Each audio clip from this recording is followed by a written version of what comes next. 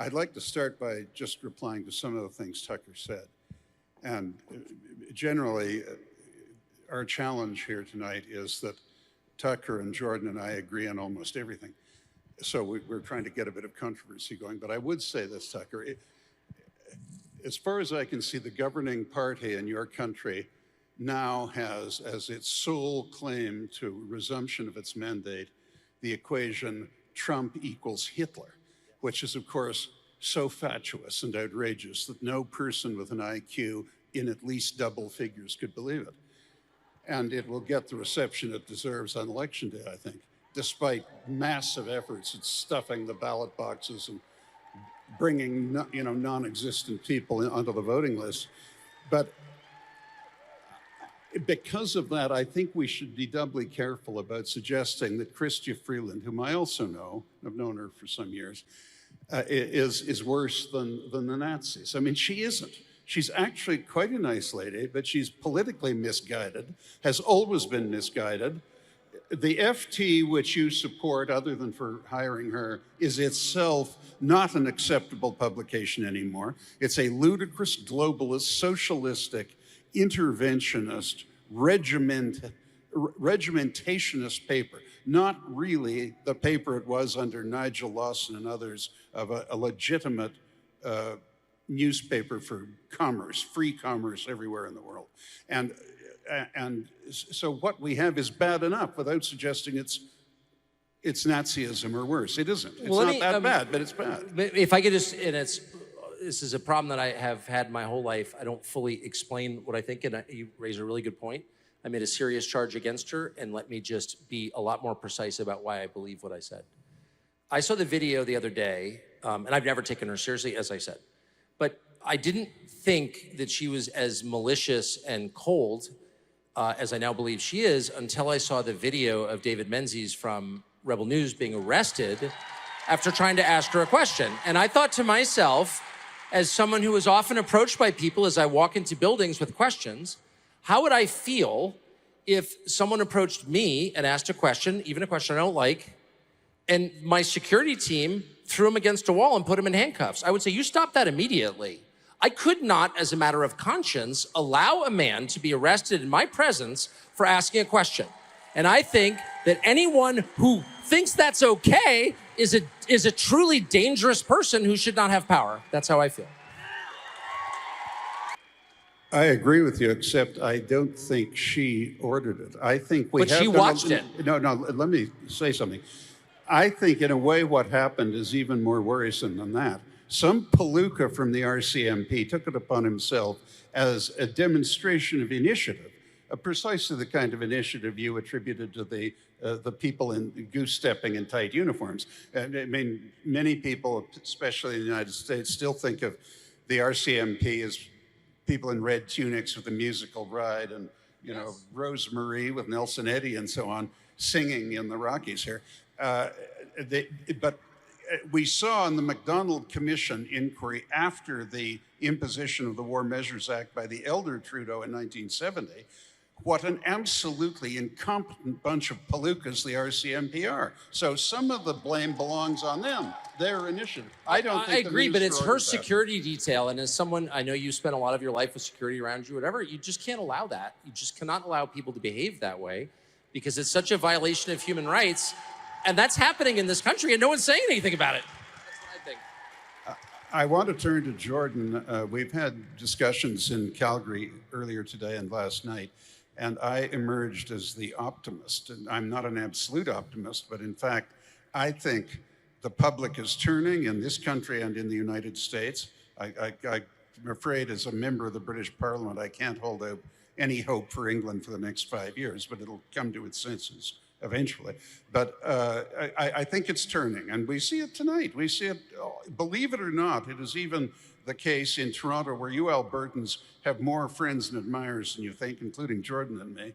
A city, I may say, that I understand Albertans don't like Toronto, and I don't blame them, but when Tucker compares Toronto to Gary, Indiana, which is a bombed-out rubble heap of abandoned steel factories and rioters and drug dealers, He stirs up something I was not aware that I possessed, and that was a bit of municipal chauvinism. But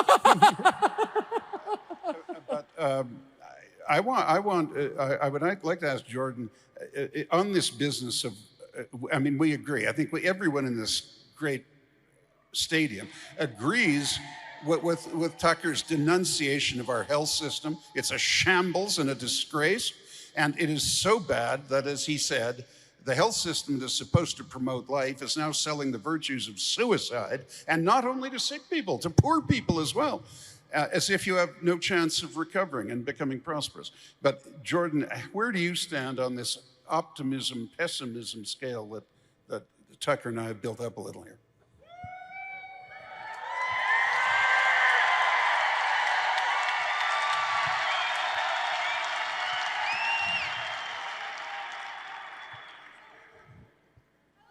I think we have every reason to assume that, and I guess this is why I'm going around the world talking to people, I guess, is that I think that if we put our hearts and our souls into it, that we could make this world into a place that's so good we could hardly imagine it. And I think with the technology that's in front of us, which is transforming at a rate that's beyond comprehensible, literally, that we could do much better in the next 50 years than we did in the last 200, and that's really saying something. But I also think that if we let the worst parts of ourselves gain the upper hand, given our enhanced technological power, we could produce a hell that would make Stalinist Russia and Nazi Germany look like practice. And so there's a great hope in that, but a great warning. And one of the things you all want to consider too is that because you're so much more powerful than people were in the past with the technology that you have at your disposal, with the influence that you can have in the world, that all your particular and individual moral flaws are going to find their amplification in the world in a way that wasn't really evidently true in the past. And so I think that if we got our act together, things could be unbelievably positive. But if we remain narcissistic, infantile, and foolish, like certain of our leaders, then things could go extraordinarily badly. And I think we'll see how that plays out in the course of the lifetimes of most of the people in this room. I have the honor of sharing a podcast with the eminent historian Victor Hanson and the former U.S. drug czar and education secretary Bill Bennett. And Victor presents, I think, very accurately the correlation of forces in our English-speaking countries' societies that Tucker referred to. The enemy of practically all of us here, unless they're spies from the CBC or elsewhere, they possess the academy, they possess the media, they possess Wall Street and the equivalent to an extent in Canada. Silicon Valley, which I agree with you is an abominable place. You should direct your strictures against them instead of Toronto. And they have big entertainment and big sport. I mean, people are tremendously talented at entertaining and athletics, but are utter morons politically, malignant morons, many of them. They have all of that, but we have the people, and we are going to show that. And despite their attempt to steal elections in your country, we don't much stoop to that here. Although we may learn, we imitate everything else you do.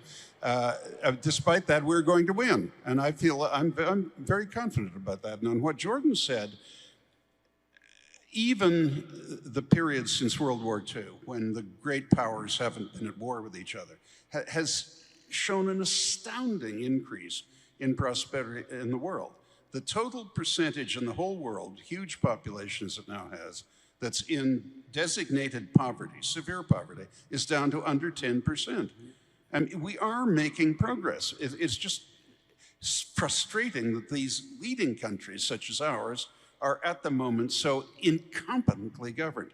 And we are ultimately going to lose our position of moral and practical leadership if we underperform, as this country now is underperforming. So, but you know, I wish I could say I could suggest any better way of getting out of this and reversing the trend than the one I have. I think if we all keep our heads about us and go to the polls and change governments, I think we'll get what we want. The people do get the government we deserve, and if we deserve a good government, we'll get a good government. And you have one here in Alberta. May I just clarify one thing? I'm sorry to beat up on Toronto, and I'm certainly sorry to compare it to Gary, Indiana. Toronto is not the worst place in the world, and I'll concede that Gary ended up maybe a little worse. My problem with Toronto is not with the city itself, which is, again, fine, as cities go. It's the metaphor of Toronto and the vision of the future that Toronto represents. And so the question that no one ever asks about most places is, what do they do here? Like, what's the point of the city? What's the business here? What do they add to the country? And Toronto represents a vision that I reject, which is an economy based on banking and real estate. I don't think it's a real economy. I think banking has its place, real estate has its place. I don't think you can build a country on that, and I don't think you should. This province represents the alternative vision, which I support, which is a place that actually adds to the sum total of good in a country, that produces energy and food. And energy and food are non-negotiables. You have to have them. You do not have to have banking, and you do not have to have commercial real estate. Okay, you just don't. There are places without them. In fact, most of history has been sort of fine without them. But no place can exist without energy or food. And so when I see the relative status allocated to Alberta versus Toronto, that part of Ontario, I'm like, this is out of whack. There is no sane world in which a city that produces nothing is more impressive than a province that produces everything that the country needs. So that's all I'm saying.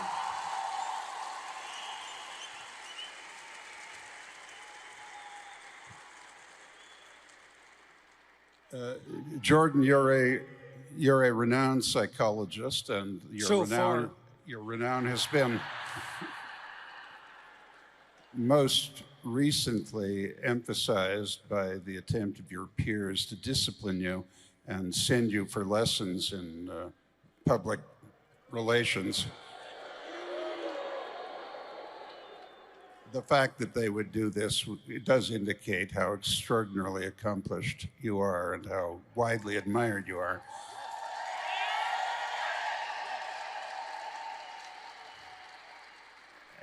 And notwithstanding my city of residence, I'm very proud that you replaced our former mayor, Rob Ford, as the world's most famous Canadian.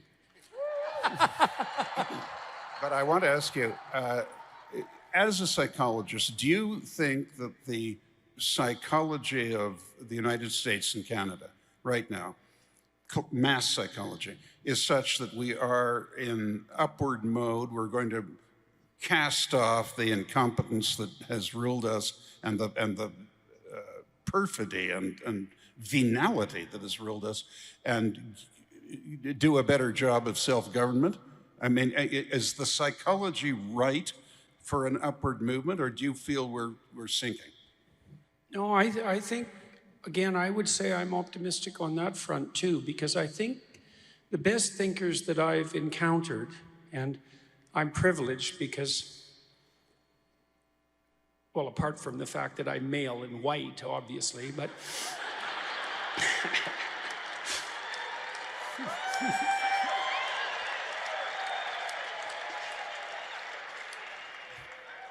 sorry about that.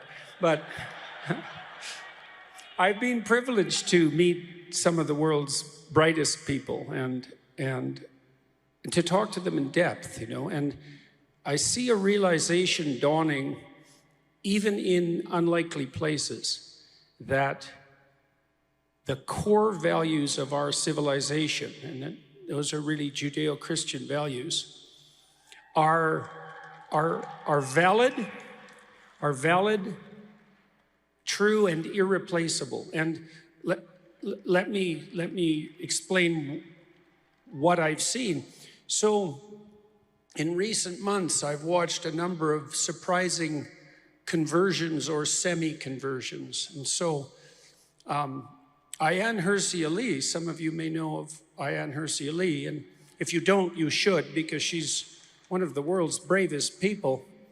And she was a real admirer of the new atheists for a long time. And she had her reasons, because she suffered greatly at the hand of psychopathic fundamentalists. And she's concluded that the Christianity that underlies her society is irreplaceable and has actually converted. That, despite being an admirer for a very long time of the new atheists, Richard Dawkins and Christopher Hitchens and Sam Harris, were very intelligent people, by the way, but wrong in a deeply interesting way. Her husband, Neil Ferguson, who was also an atheist, has also converted.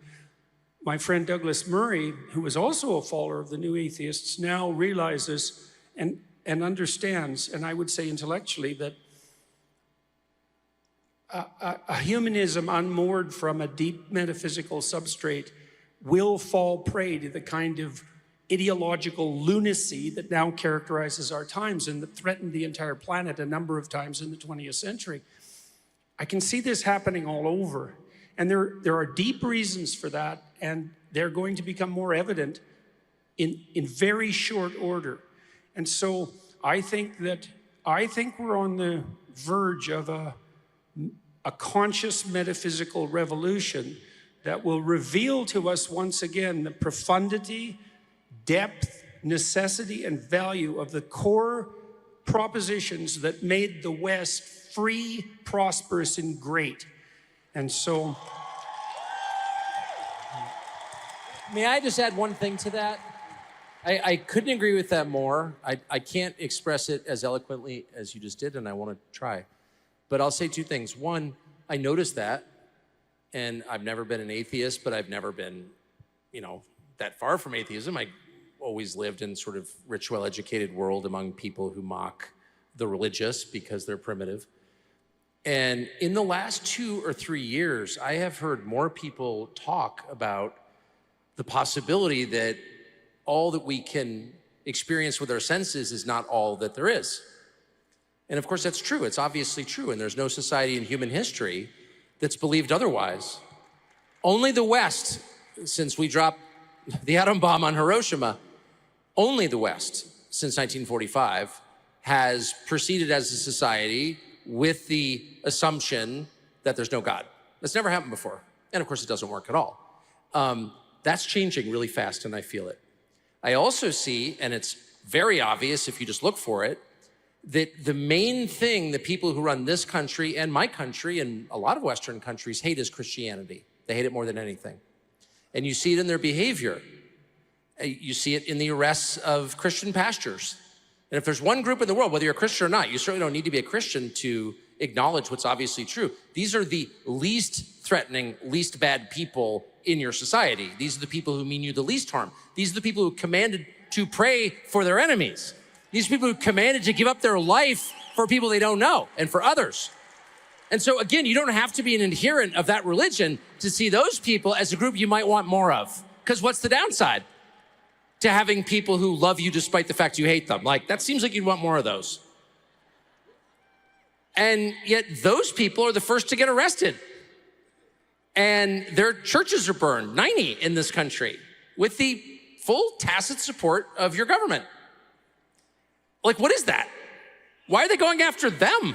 Of all the problems your country has, my country has, why are the Christians being persecuted? And they are being persecuted. Well, it tells you there's something else going on here. Maybe their goals, maybe this is part of something bigger. I mean, just meditate on that for the weekend and see the conclusion you come to. That's all I would say.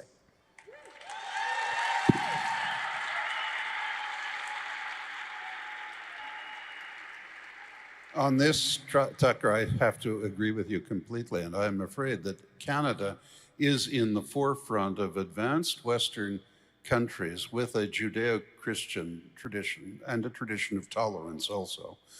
at the forefront, the vanguard of effectively shedding our even what is now a officious and paper-thin adherence to the idea of a divine intelligence existing. We're getting perilously close all the time, and you see it in judgments of the Supreme Court that are terribly poorly reasoned and agitate against any religious notions that should cause them to temper their idea of interpretation of the law. And I would just say that we, all of us, know enough that if you, I'm not talking about what people's religious practice is or anything like that, that's none of my business. But if you banish absolutely the idea in a militant atheistic manner that it is impossible that there are any spiritual forces or anything whatsoever beyond what we absolutely know, you are creating a vacuum in the human mind and in society that ultimately will be filled by horrible pagan monsters like Hitler and Stalin. Can I say one thing? This is, one of the saddest facts of our current civilization is that, there's just no history. The iPhone makes history irrelevant. It's all about right now. But it's worth learning some things about history. And here's my recommendation. Spend, an afternoon reading about the French Revolution, the Bolshevik Revolution of 1917, the Spanish Civil War. And what do they all have in common? At their heart was a desire not to replace Christianity with reason, as the Jacobins claimed, but to crush and destroy and to humiliate Christians in a way that's very reminiscent of what the Romans did in the 1st and 2nd centuries. It's not just oh, that's silly and superstitious, we're gonna move on to something better. It's no, we're going to crush you and we're going to ritually humiliate you. And that is very much what the trans thing is about. No one is helped by transgenderism. You've never met anyone who is happier because he's self-castrated. I personally feel very sorry for trans people. I'm not angry at them at all. I think they are victims of bigger forces. But to officially promote that is a humiliation ritual designed to put Christians in an untenable position where they have to either swear allegiance to the new state religion, which is transgenderism, or to their ancestral religion, which is Christianity. It is a loyalty test, and it's meant to humiliate and destroy them. And let's just be honest about what we're seeing.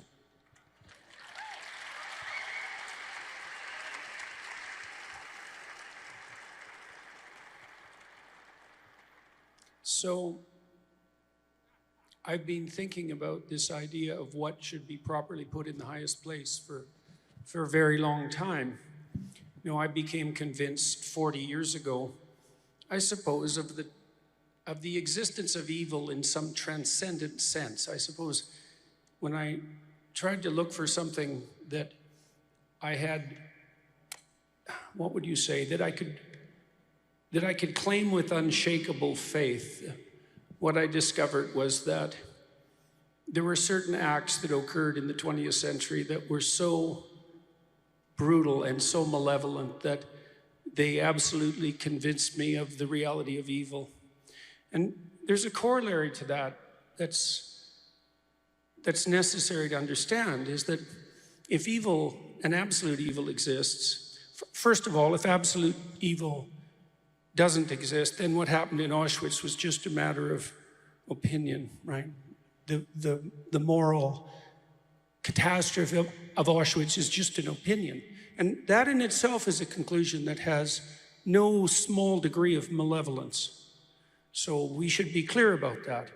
If what happened in Auschwitz, if the fact that Auschwitz camp guards could conduct themselves in the utterly brutal manner that they did and enjoy it, if that was evil, and that's a fact, then, hey, pipe down. This isn't your conference.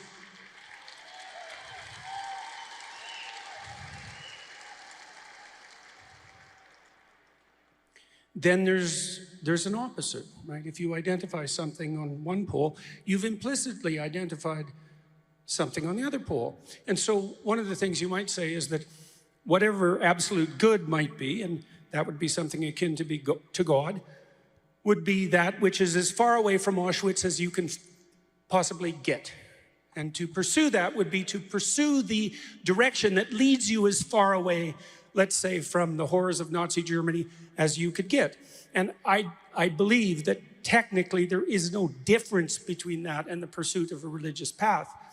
And then I would say, if it's true that the core of malevolence is something like the sacrifice of others in a painful manner to your own idiot whims and desire for power, which isn't a bad encapsulation, then the opposite of that would be your voluntary self-sacrifice in the service of what's best and others. And that is the ideal that Christianity puts at the center of the moral universe.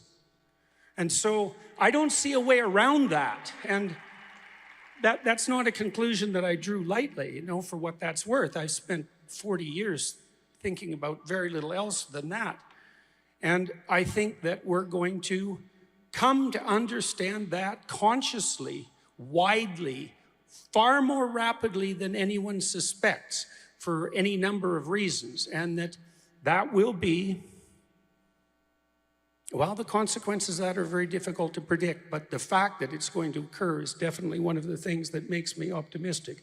We've all been faced in the 20th century, I would say, with the irrefutable evidence of transcendent evil. And that means we all now have the opportunity to discover the irrefutable existence of transcendent good, and to allow that to guide us. And if with our technological power, we had the capacity to be guided by what is truly and transcendently good, then there's nothing we couldn't accomplish in the positive direction.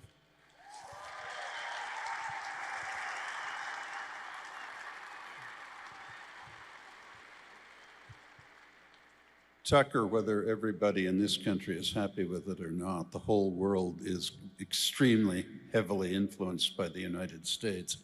And whatever any of us think of any American regime, none of us in the West should ever fail to remember and be grateful for the fact that we owe chiefly to the United States the greatest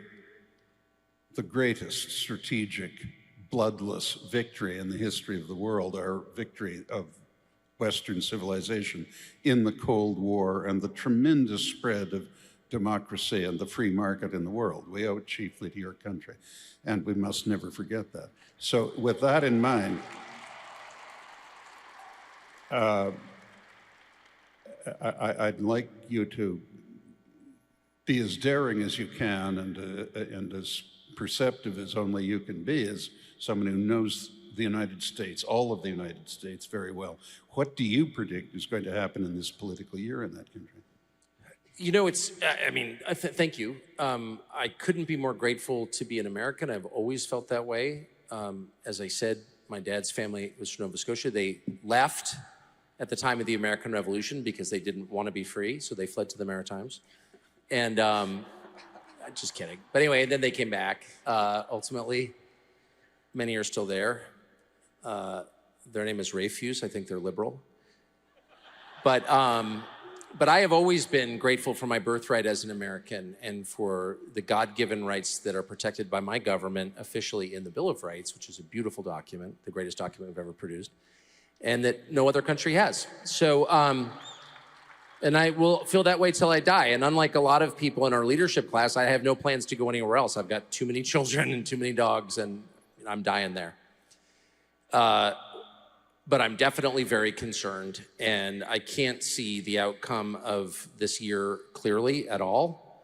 I was thinking yesterday, it really is like looking through a shower curtain. You see these opaque shapes lurking, but you can't tell if they're, friend or foe, nude or clothed. You don't really know what you're looking at.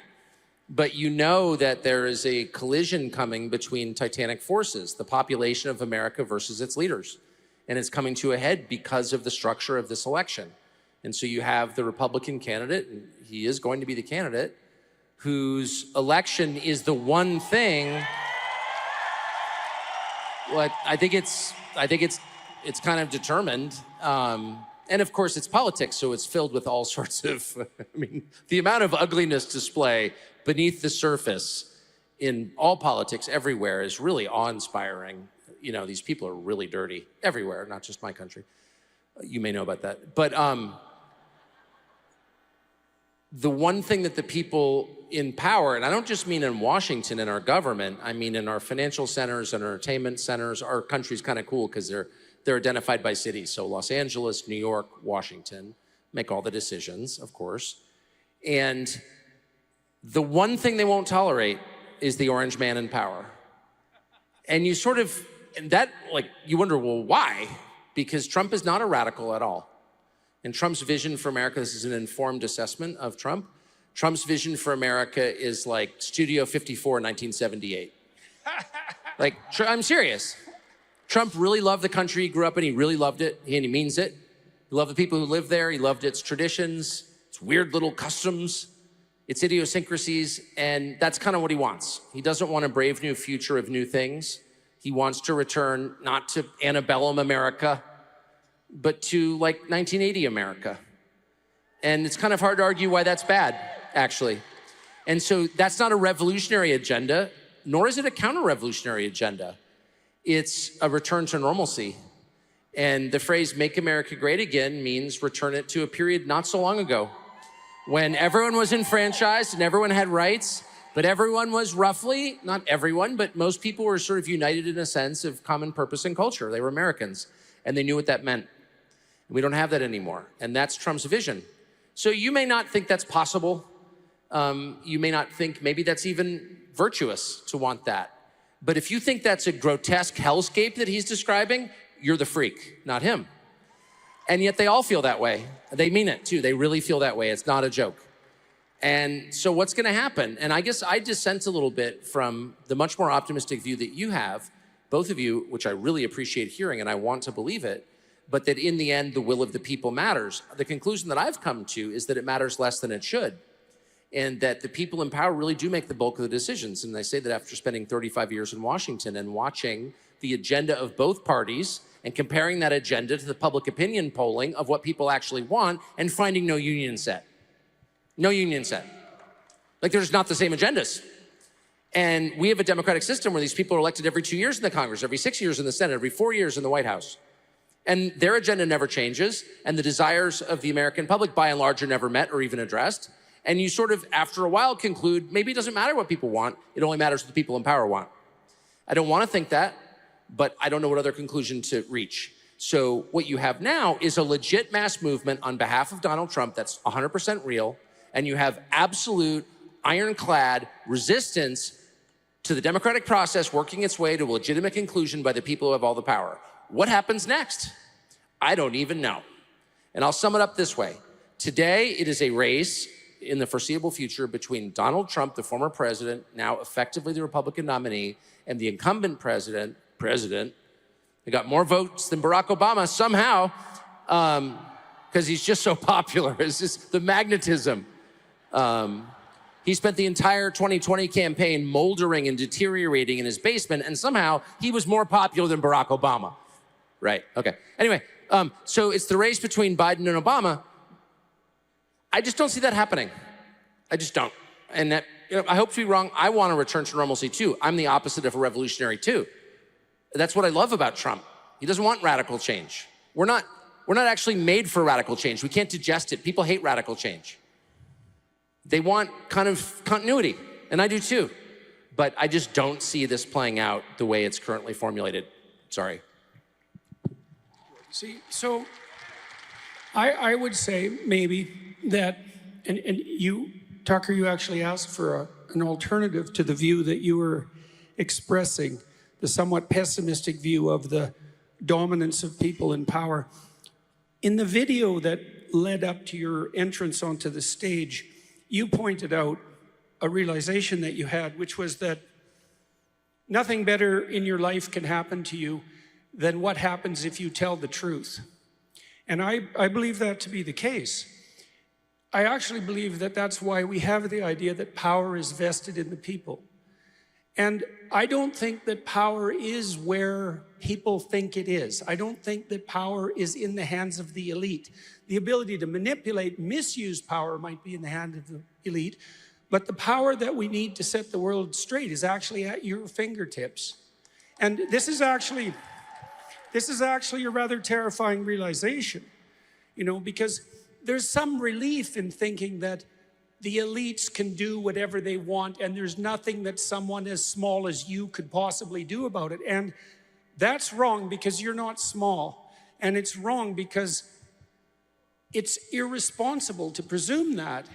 And it's wrong because the truth is more terrifying and also more liberating. And the truth of the matter is that if you utilized what you had at hand, which at least is the ability that you have at hand to say what you think truly and as clearly as you can, even if you're not that articulate, that the world would change around you in ways that would make you immune to the blandishments of the power-mongering elite.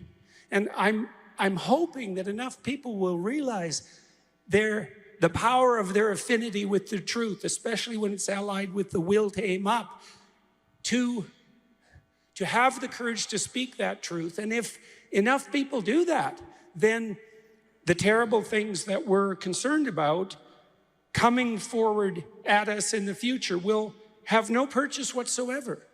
Like I learned a long time ago that the war that we're in is psychological or spiritual, if you want to look at it that way, rather than political. And everyone has a sense of that now, that it's something is moving that's deeper than the mere political. The tectonic plates themselves are shifting, and you're all going to play a role in that, and the role you'll play is going to be determined by what you determine to ally your speech with, for example, your decision about whether or not you're going to tell the truth in the confines of your own life. And if enough people, all of you, if enough of you decide in the local circumstances of your own life to dare to say what you believe to be true, then the tyrants will have no purchase on you and you won't be slaves. And just by definition. Hey, can I just, I just want to say what a beautiful sentiment I think that is. And I wish I had said that. And I'm so thankful that you said that. And the message that I often get, who knows from where, is that when I really feel like things are falling apart, that the only thing I can do is to really try my best to be a better person. And that really matters. And specifically, I mean, to tell the truth all the time, not just in public, but in private, to really love the people around me and be attentive to them more than anything. And that in doing that, you lose your fear of the future. And you know that no matter what happens, you're gonna be okay. You're not afraid of death. And anyway, thank you for saying that.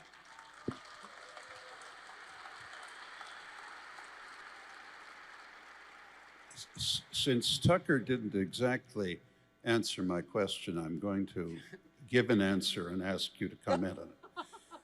I love it. Many of the people in this stadium would be aware that I'm probably, though not an uncritical one, the most vocal and consistent supporter of President Trump in Canada.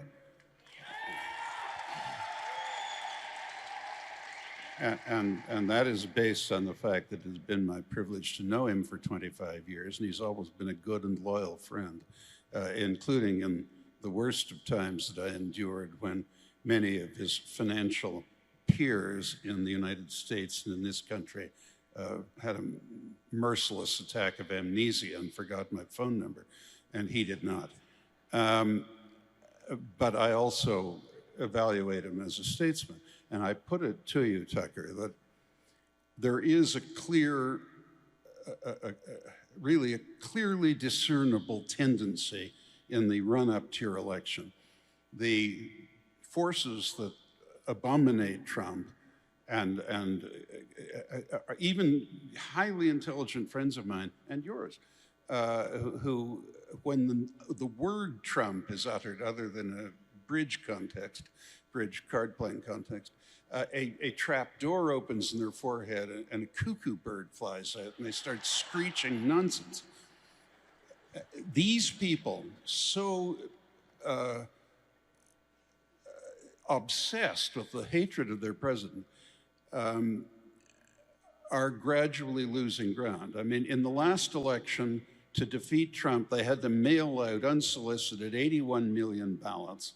Millions of them were collected. None of them could be verified. They were dropped in drop boxes out in the rural America in the middle of the night, not on election day. And on this basis, the judiciary abdicated its role as a co-equal branch of your government and wouldn't hear any of the substantive cases, or 19 of them. They wouldn't hear any of them. And they wouldn't judge on the constitutionality of the changes in voting and vote counting rules, supposedly to assist voting during the pandemic, but really to screw Trump. And they were aggravated by the media locking arms and saying every word that Trump and his supporters have uttered criticizing that election were lies, not things they disagreed with, lies, conscious, intentional lies, deliberate, premeditated lies. And this has so annoyed such a large group of Americans that they become progressively angrier the more unreasonable the attempt to destroy democracy by the incumbents has become. They see the effective leader of the opposition, a former president, buried under an avalanche of absolutely nonsensical, spurious indictments, politically motivated. They've seen the corruption of the intelligence agencies with the Trump-Russian nonsense. They've seen the FBI director Comey saying 245 times under oath, I don't recall, about events a couple of years before, having to do with his role in taking a pastiche of defamations, calling it intelligence and putting it out into the media that's all been paid for by the Clinton campaign. The country sees it, and it is getting angrier and angrier. And I think there's a sort of rumbling noise in America. And what is going to happen is ultimately, although it won't be quite put this way, it'll be a referendum between those who so hate Trump they're prepared to justify any desecration and debasement and violation of the constitutional democracy of America to keep him out of the White House, and those who are so horrified at this desecration of the Constitution that they're absolutely determined to put him back in the White House. And I think he will win, and I think the fact that he will win, when cant and emotionalism subside and serious history is written, I think it will be seen as one of the great positive watermarks in the strengthening and reinforcement of American democracy. Wow. Go, Conrad Black. You can. When Conrad Black ran the media in this country, it was a better time.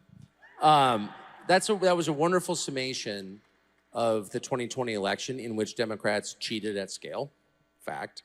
And I hope it plays out in the way that you describe. And in my personal view of it, my views align pretty substantially with Donald Trump's. Even if they didn't, I would vote for Donald Trump, because you can't end 250 years of representative democracy because you don't like a candidate, period. You can't indict people for political reasons, which they have done. And you can't take people off the ballot in the name of democracy when they haven't been convicted of a crime. I mean, it's like so nuts. So if you care about the systems that your ancestors created, and which was the envy of the world, I mean, half the world, more than half the world, modeled their democracies after our democracy. So if your democracy is erased because people don't like Trump, it's kind of a profound change, not just in your country, but in the world. And that's not a good change, and you just don't want that. So I absolutely hope that it plays out that way. I guess part of what I was saying is I don't believe, with Trump up 8 points or whatever he is now over Biden, in the face of 4 indictments, facing life in prison for non-crimes. The more you know about it, the more it defies belief, and I think Conrad Black explained it fairly well. He's still leading Joe Biden. So if the point of the Democratic Party is to hold power, there's nothing ideological with the Democratic Party. The idea is we should have the power and you shouldn't. That's it. they're about to lose power to Trump because Biden is so demonstrably incompetent. And they're gonna make a change of some kind. That's not acceptable. So I don't know what that change is gonna be, but I spent my life living with them, so I know what they're like. And there will be a change. They will not lose to Trump if they can help it. And I mean it. And if that means replacing Biden or doing something unspeakable, they will do it. Like that, they're very serious about this. They're much more, the other side is much more serious about power than normal people are. Normal people understand that power is, and I alluded to this, is like a double-edged thing. It's nice to have it, but it can also destroy you. They don't necessarily want power. I definitely don't want power. But a certain kind of hollow person needs it above all. So I just think, beware. They're capable of anything. Thanks, Tucker. Unfortunately, we're going to have to wind this up. So I'm going to just say one brief final comment on the American thing and then ask Jordan to close for the three of us. I just very briefly make 2 points. I think that the Trump haters hate isn't there anymore. He doesn't have to walk his tweets back. His conduct is not embarrassing or gauche. And the Trump they hated, they portrayed with, he gave them plenty of ammunition to do it, as a boorish, boastful caricature of the ugly American. He isn't there anymore. And what has replaced him is a man who, of course, is confident, and an ex-president and a billionaire tends to be confident, but he is an underdog being persecuted and fighting it courageously, and everybody respects that. And I don't think people realize how the public reaction to him has evolved according to that.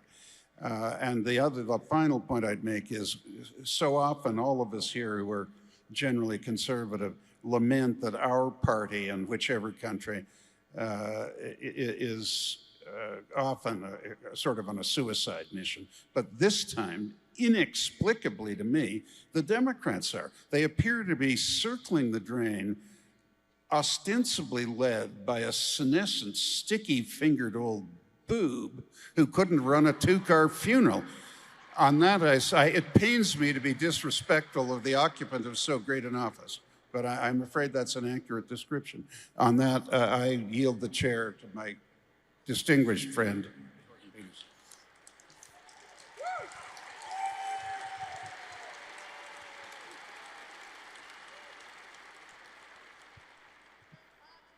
Well, we talked tonight, about the political a lot. And I would say to some degree we centered on that. We talked a fair bit as well about the psychological and the spiritual. And I guess one of the things we might do is reflect on the proper ordering of those. If there's a moral world, let's say, that has a hierarchical ordering, one of the things that was realized long ago is that there's a dominion of God and there's a dominion of Caesars, and that you render unto God what is God's and unto Caesar what is Caesar's. And we rendered a fair bit unto Caesar tonight, and maybe I'd close with some concluding words about what it would mean to render unto God and what it would mean for you all as individuals, and that would allow us to reflect a little bit more on this idea of upward aim and truth. I think it's laudable that you're all here, even if it's primarily for political reasons, because I think that people in a democracy, in a representative democracy, in a free society, people who aren't slaves have to take their political responsibility with all due seriousness, right? Otherwise, you're not self-governing. You abdicate that responsibility to other people, and you'll abdicate it.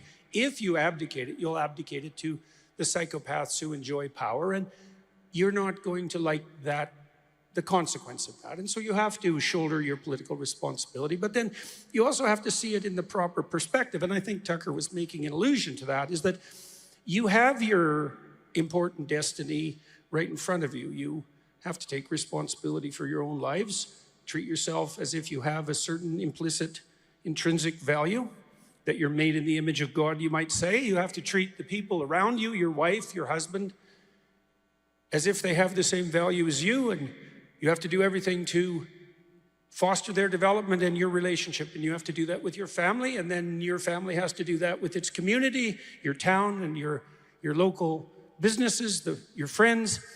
And then all of those local enterprises have to do that at the level of city and province. And then if there's anything left over, the higher order political system can deal with that. But you want to walk out of here tonight thinking about how you want to aim the world in the proper place. Part of that is your political deliberations, but much more of that is the ethic that you bring forward in your life and in your words. And I truly believe, as I said, that you have a very important role to play in how the world's going to lay itself out. Are we going to be optimistic or pessimistic? I would say to a very large degree, and more than you think. It depends on the decision that you make with every act you take about whether or not you're aiming towards something better or towards something worse. And to the degree that you're aiming at something worse, you'll get exactly what you're asking for. And to the degree that you're aiming at something better, you could play a signal force in bringing that about.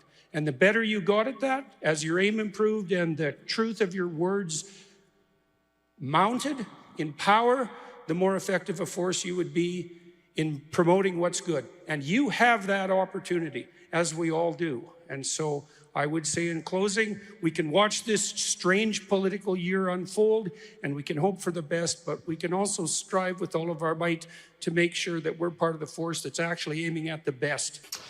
Good evening and welcome to Tucker Carlson Tonight. The defining principle of the American legal system, really of American life, the principle that has kept us free, is equal justice.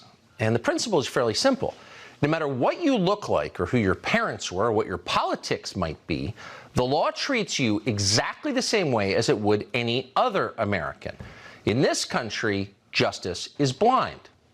Now, that's a lofty standard, but because Americans have long believed in fairness, and because most of the people in charge of administering that system have behaved in good faith, this country has, for the most part, lived up to its core ideal for 250 years, making it the greatest country in the world. But the populist surge of 2016 changed everything.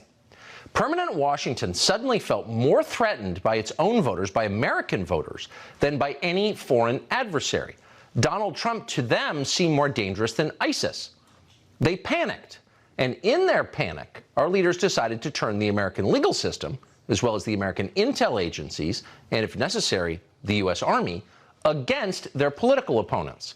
They felt they had no choice. In doing this, they abandoned the ancient principle of equality under the law, and they replaced it with what is effectively a loyalty oath. Opponents of the regime became enemies of the state. That's a huge change, and you're seeing the results of that change tonight. Just 24 hours after a Manhattan grand jury indicted Joe Biden's rival in the next presidential race, another jury, also in New York, convicted a Republican social media influencer called Douglas Mackey. What did Mackey do wrong? Well, Douglas Mackey's crime was mocking Hillary Clinton voters online. You're seeing on your screen the meme that Mackey posted on Twitter during the 2016 election. In that meme, Mackey suggests it's possible to vote for president by text message, because only Hillary voters could be stupid enough to believe something so absurd. But of course, in real life, no one did believe that. Mackey's insult did not alter a single vote in the election, and no one has proved otherwise. The government brought forth not a single victim of this crime. It couldn't. Douglas Mackey was joking. Nobody believed he was a federal election official. And in fact, his social media profile pictured a Donald Trump hat. It was unmistakable. This was mockery. But in the wake of the 2016 election and the rising hysteria about Donald Trump, mocking the Democratic Party became a crime. So as a result, tonight, Douglas Mackey faces 10 years in prison. The case against Doug Mackey is the most shocking attack on freedom of speech in this country in our lifetimes. It's also a useful lesson in who will be allowed to speak going forward. As it turns out, a woman called Christina Wong posted an almost identical meme the same year, back during the 2016 election. But unlike Doug Mackey, Wong voted for Hillary Clinton. "Hey, Trump supporters," she wrote, "skip poll lines and text in your vote." Same crime. But the Department of Justice under Joe Biden has shown no interest in prosecuting Christina Wong. Do you see how this works? Have you internalized our new partisan legal standards? That would be the point of the exercise. They want you to know the rules. We'll have more on the Doug Mackey case and what it means for you and for America in just a moment. And by the way, Douglas Mackey is not the only Trump supporter who is now going to prison because of how he voted.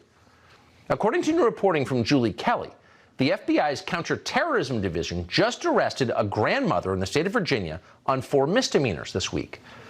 What exactly did she do? She entered the Capitol with her elderly mother for a total of 15 minutes on January 6th. She hurt no one. She destroyed nothing. She just stood there. And yet, at the very same time, during the very same week, none of the transgenderist thugs who invaded the Tennessee State House yesterday have been rounded up by the FBI Counterterror Division, and of course they won't be. Joe Biden just honored them with a Trans Day of Visibility. So what we're watching here, unmistakably, is bigger than Donald Trump, but we're going to begin tonight with the latest on his case, and we're doing that because he is, and this is not at all incidental to his prosecution, he is the leading Republican candidate for president. Now, Trump apparently is being charged not with treason or insurrection or collusion or even shoplifting, but with something much smaller, a slew of process crimes relating to a payment he apparently made 7 years ago. In no fair system would that be a crime under the law 7 years later. But the Soros-funded district attorney in Manhattan, Alvin Bragg, has stitched together a Frankenstein legal theory to justify this prosecution. Under normal circumstances, it would be impossible because the statute of limitations has passed. And as if all of that were not third world enough, someone leaked the news of Donald Trump's grand jury indictment to the media.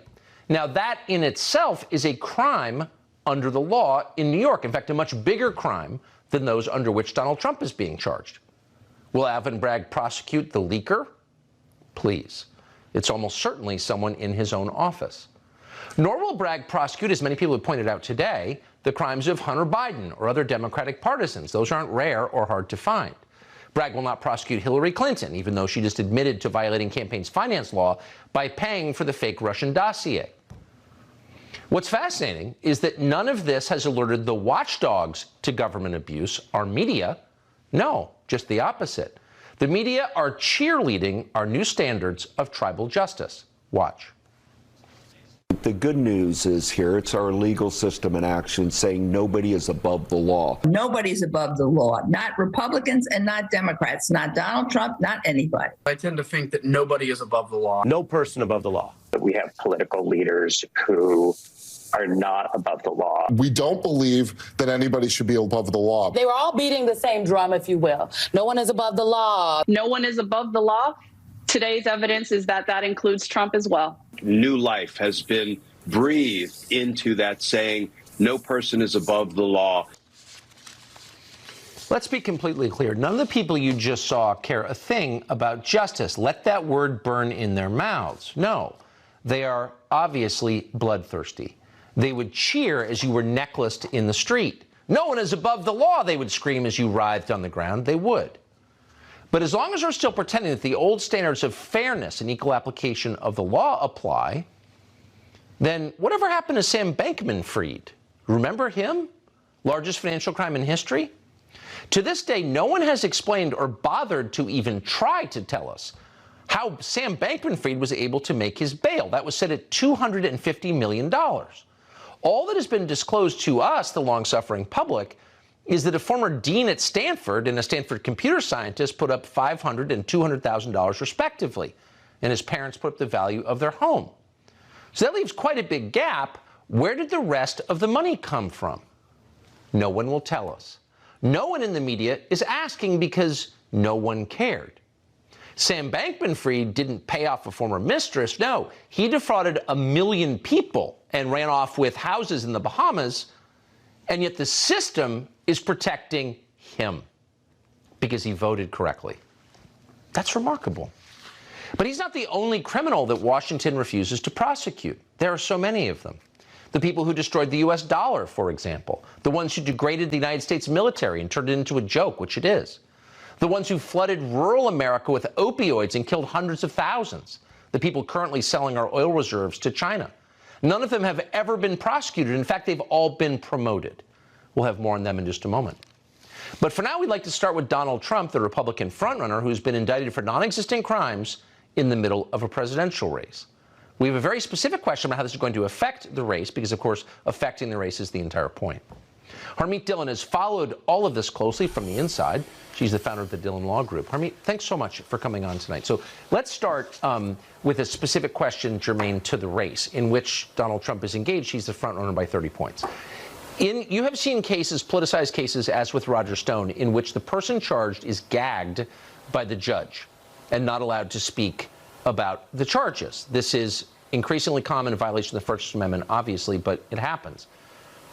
If this happens to Donald Trump, he will lose his free speech rights as a candidate in a presidential race. And I'm just wondering if you think that could potentially happen. Well, it very much could happen. In fact, we've seen it talked about on television already. And in fact, the president has been subject to similar, former president, subject to similar allegations in other litigation that he's involved in, also way beyond the statute of limitations. The story is that because he says mean things about people sometimes on his free speech platforms, that he should not be allowed to speak about a fundamental issue of due process that governs the future of our country and how we look at justice and how we look at the politicization of this political process. And so that would be a gross miscarriage of justice if it occurs, and I would not be surprised to see this politicized prosecutor make that request of this judge. I honestly think it's impossible to imagine greater election interference, a greater or more aggressive attack on our democracy, than gagging a presidential candidate in a presidential year. I mean, Vladimir Putin has never dreamed of any attack on the United States more damaging than that. Would anyone be able to stop it? Well, certainly the lawyers in this case will argue against that, and it may be the kind of issue that they seek an immediate appeal on if they lose. But at the end of the day, if a court sets those rules, then, you know, litigant has to abide by them or be in contempt of court. And, you know, that itself would be a very dangerous course to pursue. And so, yes, no matter which way you cut it, this entire case, from its inception to its continuation to its now being brought to fruition, what we hear from the New York Times, not from anything that the DA's office has told the defense team, is that there are 30-plus charges. We don't know what they are. The New York Times knows what they are. And so this is not the way that justice is meant to go in the United States. And what I'm afraid of, Tucker, is that this isn't just going to be about Donald Trump. It's going to undermine all citizens' confidence in the rule of law in this country, and that is really tragic. Yeah, it is, and it has far-reaching and lasting generational consequences that I don't think anyone's thought through. Harmeet Dillon, I appreciate your wise and measured perspective, as always. Thank you. Thank you. So you have to ask, given that our entire system has been subverted to stop this one guy from becoming president again, or from serving effectively as president when he had the office, what is this about? Why do they monomaniacally hate Donald Trump so much? Oh, he's obnoxious, he's racist. Okay, right. It's not about that. Here's what it's actually about. Donald Trump challenged the reigning foreign policy orthodoxies as president. He infuriated the neocons who control the State Department and the Pentagon. When he briefly paused arms sales to sacred Ukraine, they impeached him for it. When he ordered troops out of Syria, as was his constitutional right as commander-in-chief, the Pentagon just ignored him. So it's hard not to see Trump's current indictment as an effort to make sure that he can never do anything like that again. He can never tamper with the one thing they care about most, which is their foreign policy, a foreign policy that has not served this country, which has in fact weakened it. Stephen Miller is a former senior advisor to Donald Trump. He's founder of America First Legal. He joins us tonight to assess. Stephen Miller, I just wonder what you think of that. I sort of came to that after watching this Trump saga for the last 7 years. That seems to be the third rail, really, is the foreign policy questions. Yes, and I lived through it, Tucker. I lived through it by this man's side for those 7 years. The moment that he got the nomination, we watched as the hidden power centers in this country came out from underneath their rocks and began to pull the strings that they control. They began to leak information designed to sabotage him at every turn. They begin to use every organ of control they have in the intelligence community, the national security community, the law enforcement community, to try to control him and to control his presidency. Russia is the central example of this. They tried desperately to keep him from pursuing détente with Russia. They tried desperately to keep him from holding that summit with Vladimir Putin, to try to have a relationship between our two countries. Now look what has happened. Now that he is out of office, we are on the brink of a world war, Tucker. As soon as they pushed him out of office, look what happened. We are now almost in a nuclear conflict over the borders of Ukraine. So you ask me, what is Donald Trump's crime? We know it's not a financial crime. We know it's not a campaign finance crime. His crime is refusing to bow or bend to the corrupt and rotten foreign policy establishment that is used to always getting their way in this country. And that has much greater control over our system than I think any of us appreciate. I mean, you look at John Cornyn, the Republican senator from Texas, who I think most people, I'll speak for myself, sort of assumed he was kind of conservative. And then you realize, when you view it through the lens of what's happening in Ukraine, John Cornyn and Mitch McConnell and Tom Tillis and almost every Republican senator is a screaming liberal, actually. And if it weren't for foreign policy, you wouldn't know that. You wouldn't know that they are completely aligned with Chuck Schumer and the Democrats and Joe Biden. So there really is a uniparty on the most important questions. Well, there's obviously an ideological disease that courses through Washington when it comes to foreign policy and the sacrifice of our interest to foreign nations and foreign profits. But it's even deeper than that. And I know this because I also worked on the Hill for almost a decade. The intelligence community is able to manipulate the intelligence process and the relationship with lawmakers in order to obtain the answers that they want from Congress. So when it comes to an issue like the Patriot Act, they can leak what they need to leak, they can push the narratives they need to push, they can manufacture the threats they need to manufacture, and they can work the relationships that they have in order to obtain the outcome that they want. And that has always been true on foreign policy for many, many, many years. Then Donald Trump comes up onto the scene of Washington, a man with whom they have no relationship, a man who has no affinity for them, who doesn't care about them, who doesn't value what they value. And this for them is a panic moment. It is a panic moment. And we are now living in the 7th year of that panic, turning our entire democracy upside down. And I will tell you, if a prosecutor in Manhattan can take control of our entire presidential election process, then by what definition can we say that we even have a democracy in this country? Right. No, I mean, we were mocked, I thought, justly by the president of El Salvador yesterday, who said, we're not going to take any more lectures about democracy from a country that interferes in its own elections like this. And unfortunately, he's right. He is. Stephen Miller, great to see you tonight. Thank you for that. Thank you. So again, the irony in everything is irony at this point is that they've been lecturing us for many years about election interference, but you're watching it happen right in front of you. The prosecution of Donald Trump is election interference. He's the Republican frontrunner. Leaks about his imminent arrest began coming out on March 17th. That was just 24 hours after the House Oversight Committee traced $1 million in payments from China to several members of Joe Biden's immediate family. Kind of weird that no one's talking about that now. And the insurrection that happened yesterday in Tennessee and so many other things. So we thought we'd bring in Miranda Devine, a cool-headed reporter from the New York Post who has been on this China cash story since day one. She joins us now. Miranda, thanks so much for coming on. Remind us of this story, which has been lost in the noise, if you would. Well, this was a bombshell revelation that came from the House Oversight Committee headed by James Comer, and they've been methodically chasing down the money trail from China and other countries to Biden family coffers. And what they found was with one of these payments, a $1 million payment from China, it went through a proxy intimate of the Biden family and then was parceled out to 4 different family members, there being Hunter Biden, his uncle Jim Biden, and his sister-in-law, Hallie Biden, who's the widow of Hunter's late brother with whom he had an affair. And so then there's another account as well with an unnamed Biden. And this money was parceled out over 3 months, 15 different tranches, to disguise it so that it didn't look like what it was, which was a bribe from China. Big story. First time we've really seen flesh on the bones of the money trail. And it was just buried within 24 hours because somebody leaked the story to the media that Trump was about to be arrested.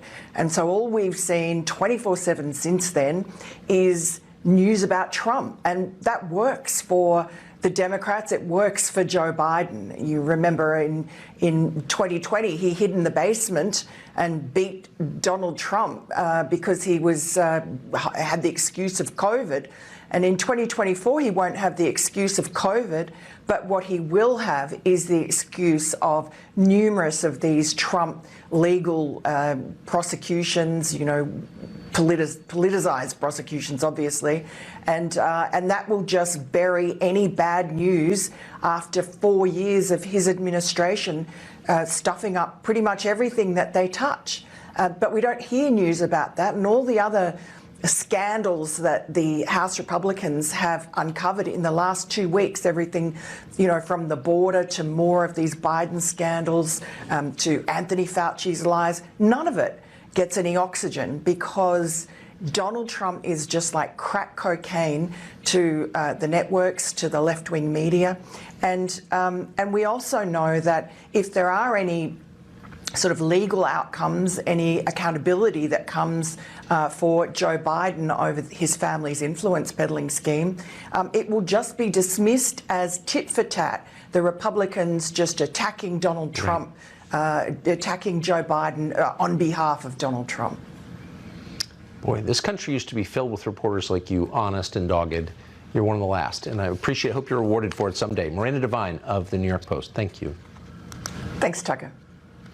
So as we told you just a moment ago, the single most brazen attack on the First Amendment, your right to have opinions that differ from those of the people in charge, the single most brazen attack ever in our lifetimes from the Biden administration, which is about to send a man to prison for 10 years for making fun of Hillary Clinton. That was his crime. More on that case next.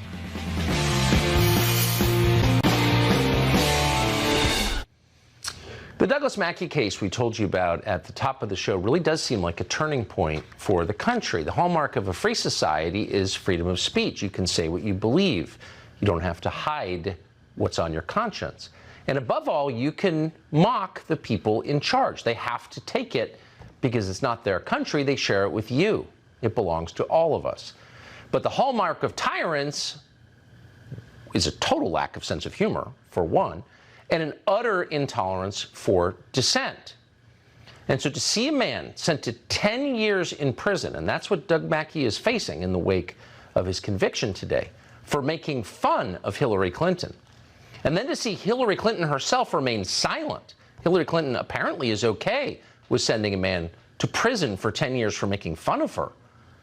If you've ever wondered whether she's a cruel and horrible person, the answer is yes, she is.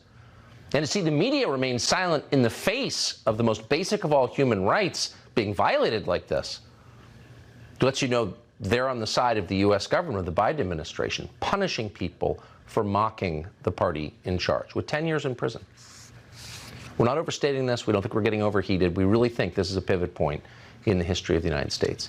Molly Hemingway is editor-in-chief of The Federalist. She joins us with her reaction to what we're seeing in the Doug Mackey case. Molly, thank you so much for coming on. I'm not sure I've seen anything scarier than this.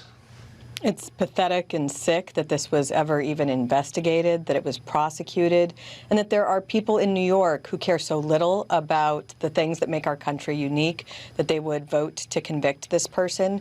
You know, it just seems like we don't have a country, we don't have rules, we don't have laws. The only thing we have is whether you're with the regime or against the regime. That's and right. If you're with the regime, you can do anything. You can lay siege to the White House and injure 60 Secret Service officers. You can lay siege to a federal court courthouse in Oregon for months. You can burn down cities. You can, create the Russia collusion hoax, and you'll get awards for it. You can come up with a smear, false about, a justice, someone who's nominated to the Supreme Court being a serial gang rapist, and nothing will happen to you. You can even make jokes about when to vote and how to vote on election day. We see that all the time from people on the left. But if you're on the right, if you upset the regime, all bets are off and anything can happen. They're breaking the uniparty, I would say, because almost no Republicans have stood up for Doug Mackey today, just for the record. Some have, but very few.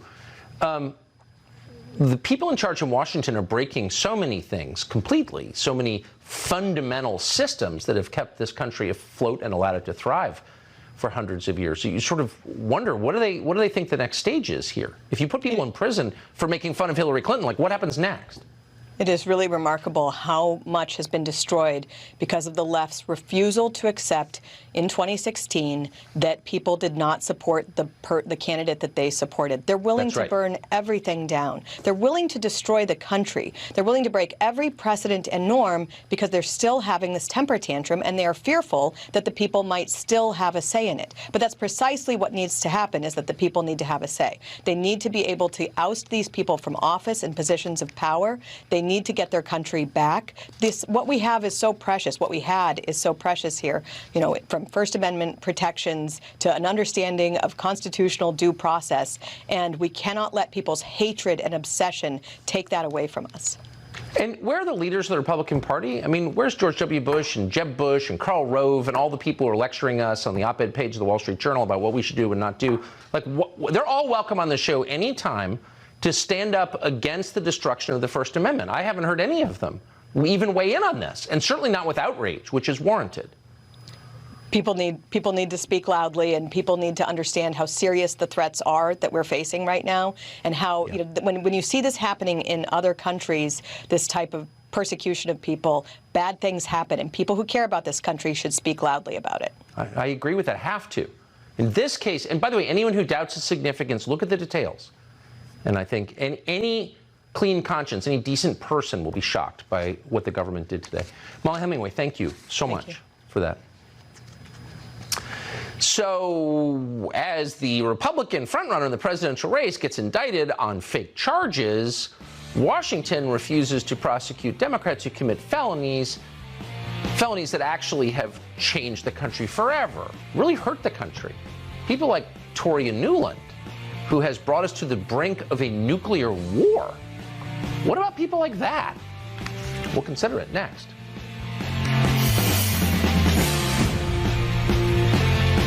The hallmark of tyranny is the total distortion of justice. Differences of opinion become felonies for which you can be imprisoned, while actual crimes are described as just business as usual, the way that we do things.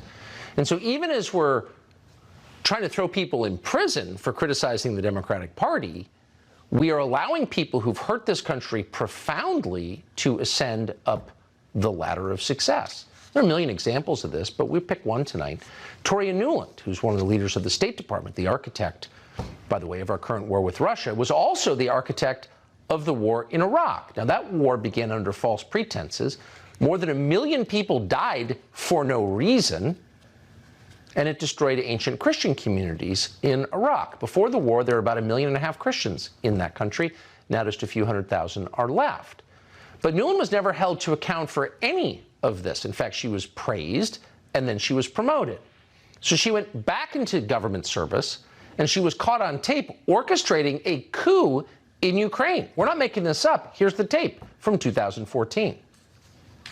Yats is the guy who's got the economic experience, the governing experience. He's the guy, what he needs is Klitsch and Tony Book on the outside. He needs to be talking to them 4 times a week,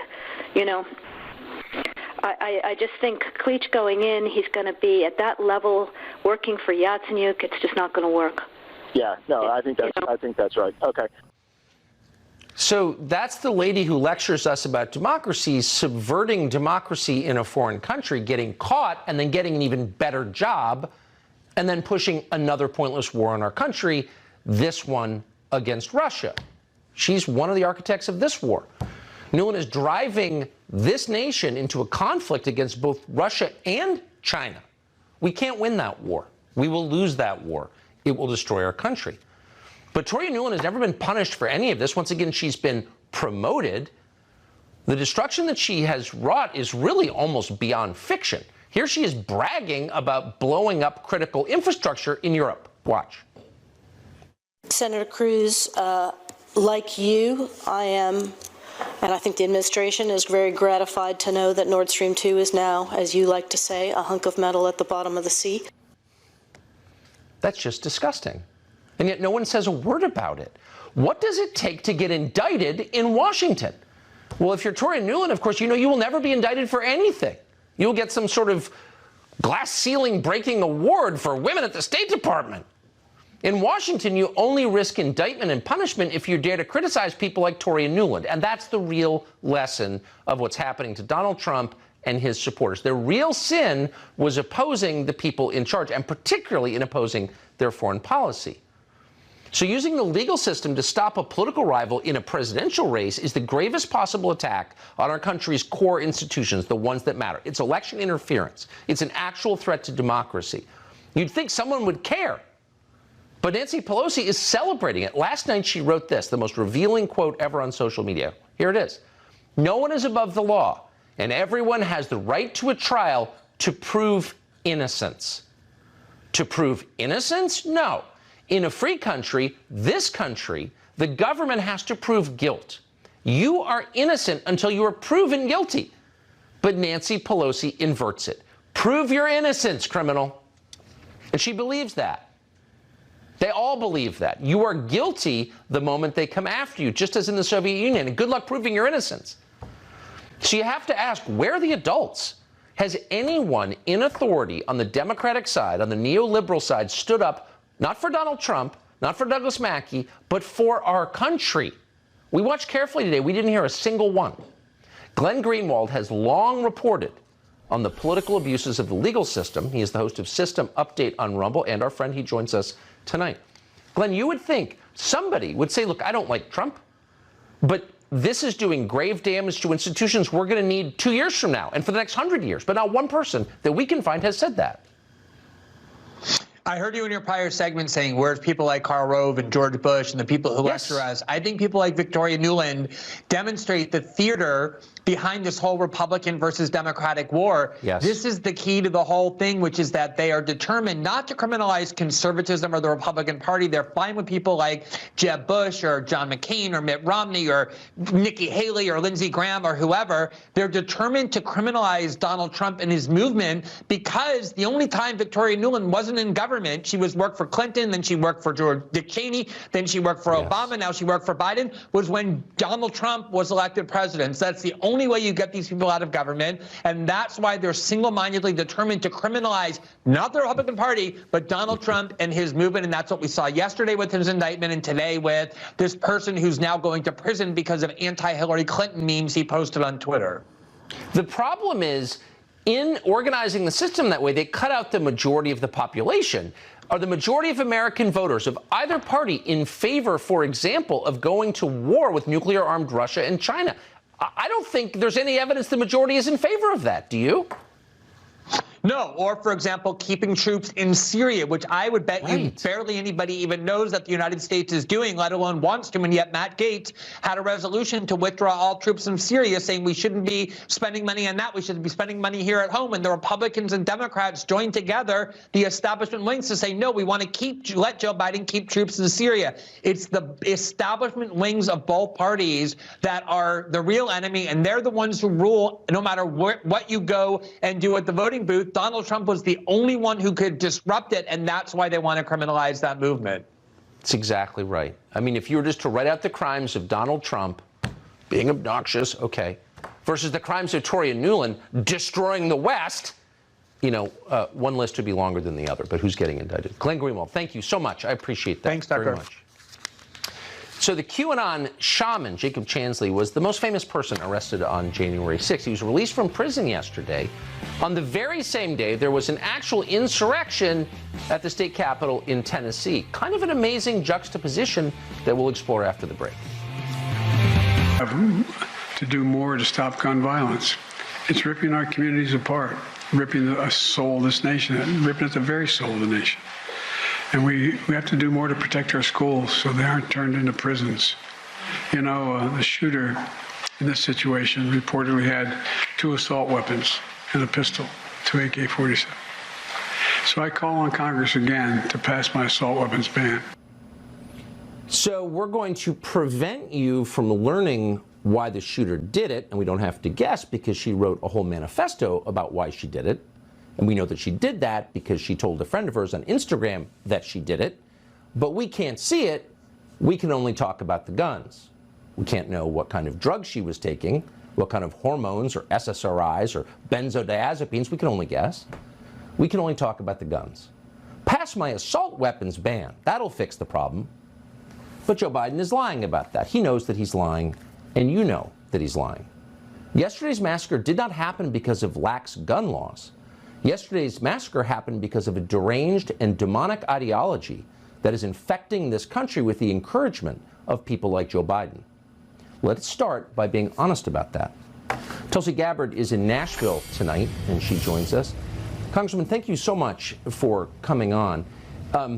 It seems calculated that the authorities in Nashville and the national authorities are withholding from us and stopping any conversation among us about why this happened. Wouldn't that be the first question that any rational person would ask?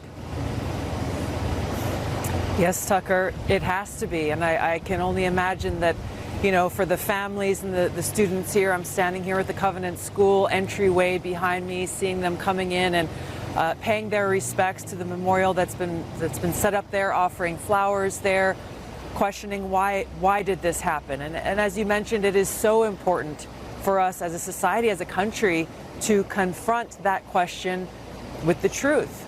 You know, we see this so-called woke trans ideology, this agenda of sexualizing our kids at very young ages being pushed across the country, and this dangerous message to our kids saying that, hey, if you are being taught traditional values, whether it be by, you know, your teachers or your parents, you are a victim of child abuse. And that's what it looks like what happened here, that this shooter seems like they felt justified because they were a victim, and therefore they felt they had to go and take this action based on retribution to go after, you know, the so-called abusers. The real child abuse that's happening here is coming from those who are seeking to sexualize our kids, again, at younger and younger ages. And the message that this tragedy, unfortunately, sends to us all, and the message that those you're talking about are trying to send is, watch out, be careful. You will not only be canceled, but now you face the threat of violence or even worse, death. We have to have the courage to confront this truth. We, as a society, have to have the courage to protect our kids, understanding that we can't allow them to intimidate us if we hope to provide a future for our kids, to provide a future in this country. This doesn't sound like a liberation movement to me. I think most Americans, I'll speak for myself, are instinctively sympathetic to anything that liberates us. But this seems like a movement inspired by hate, and we know that by the reaction to the murder of the most innocent among us yesterday. If it's impossible for certain groups to say unequivocally, this is evil, then I think that tells you something about their motive and where they're coming from. It really does. Again, this comes to the core interest that we should all share, which is what is in the best interest of our kids. How can we as a society protect them and allow our kids to be kids and protect their innocence? We see those who are trying to push this agenda on the most innocent, the most impressionable among us for their own nefarious purposes. They are the ones who are enacting this abuse. They are the ones who are motivated not by good, not by love, but instead by darkness and hate. I think darkness is the word. I think it's exactly right. Congresswoman Tulsi Gabbard joining us tonight from Nashville. Thank you so much. Thanks, Tucker.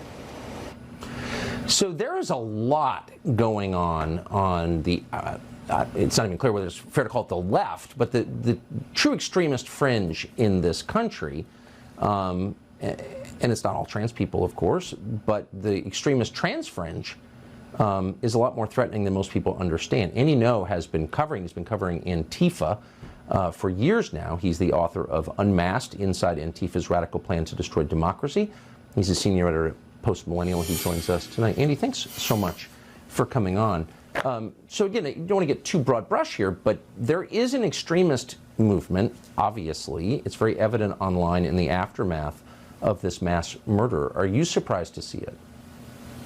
No. So in my reporting on Antifa for years now, one observation that I noticed was that disproportionately the number of riot arrestees are gender diverse, and by that I mean they don't identify with their biological sex. On some nights it was as high as 20%, and that is magnitudes higher than what the data we have on people in the wider American population who are trans-identifying. So, I looked into this a bit further. There's some peer-reviewed research out of Canada. You can find it on the Library of Medicine that shows that there's evidence that young transgender people are particularly vulnerable to violent radicalization. And in my reporting on left-wing extremism, for months now, I've documented and tracked this surge in violent rhetoric by self-identified trans militant activists, particularly on Twitter, in response to various states restricting or banning the medical transitioning of minors. As you mentioned earlier, the horrific murder of children and staff at the Christian school yesterday does come just days ahead of a so-called Trans Day of Vengeance that's being organized in the U.S. Capitol. And unfortunately, myself and other people who have reported on this and posted this flyer, which, by the way, that group is still online. If you posted the flyer, regardless of the context, you're locked out of your account. So currently, I cannot access my Twitter. Can I ask you just a quick macro question? So one of the reasons that so many well-meaning middle-aged moms in this country have bought into support of the trans community is on the basis of the promise that it's liberation, and this is kids, when they finally express their true inner identity, will be happier and better adjusted. But the incidence of violence and mental illness seems to be extraordinary. So it doesn't seem like people are being liberated. It seems like people are being tormented and driven to the brink of insanity. That, just watching, that seems clear. It's the exact opposite of liberation. We have mountains of evidence that people who suffer from gender dysphoria also suffer from very high rates of mental health comorbidities. When you have this reality on top of people being fed cross-sex hormones and are also being in an environment where they are encouraged to have a violent hatred of wider society, and you can see this in the reaction before, during, and after this killing. Andy Ngo, thank you for your incisive and very informed analysis of this. Appreciate it. So there are obviously really important conversations that the entire country needs to have about the transgender movement, which is increasing in velocity, and about the overwhelming prevalence of doctor-prescribed pharmaceuticals in American households. Do they play a role in this? It seems like they do. But we're not talking about that. We're talking about taking the shotgun from under your bed and making you a felon for having it. The assault weapons ban. More on that straight ahead.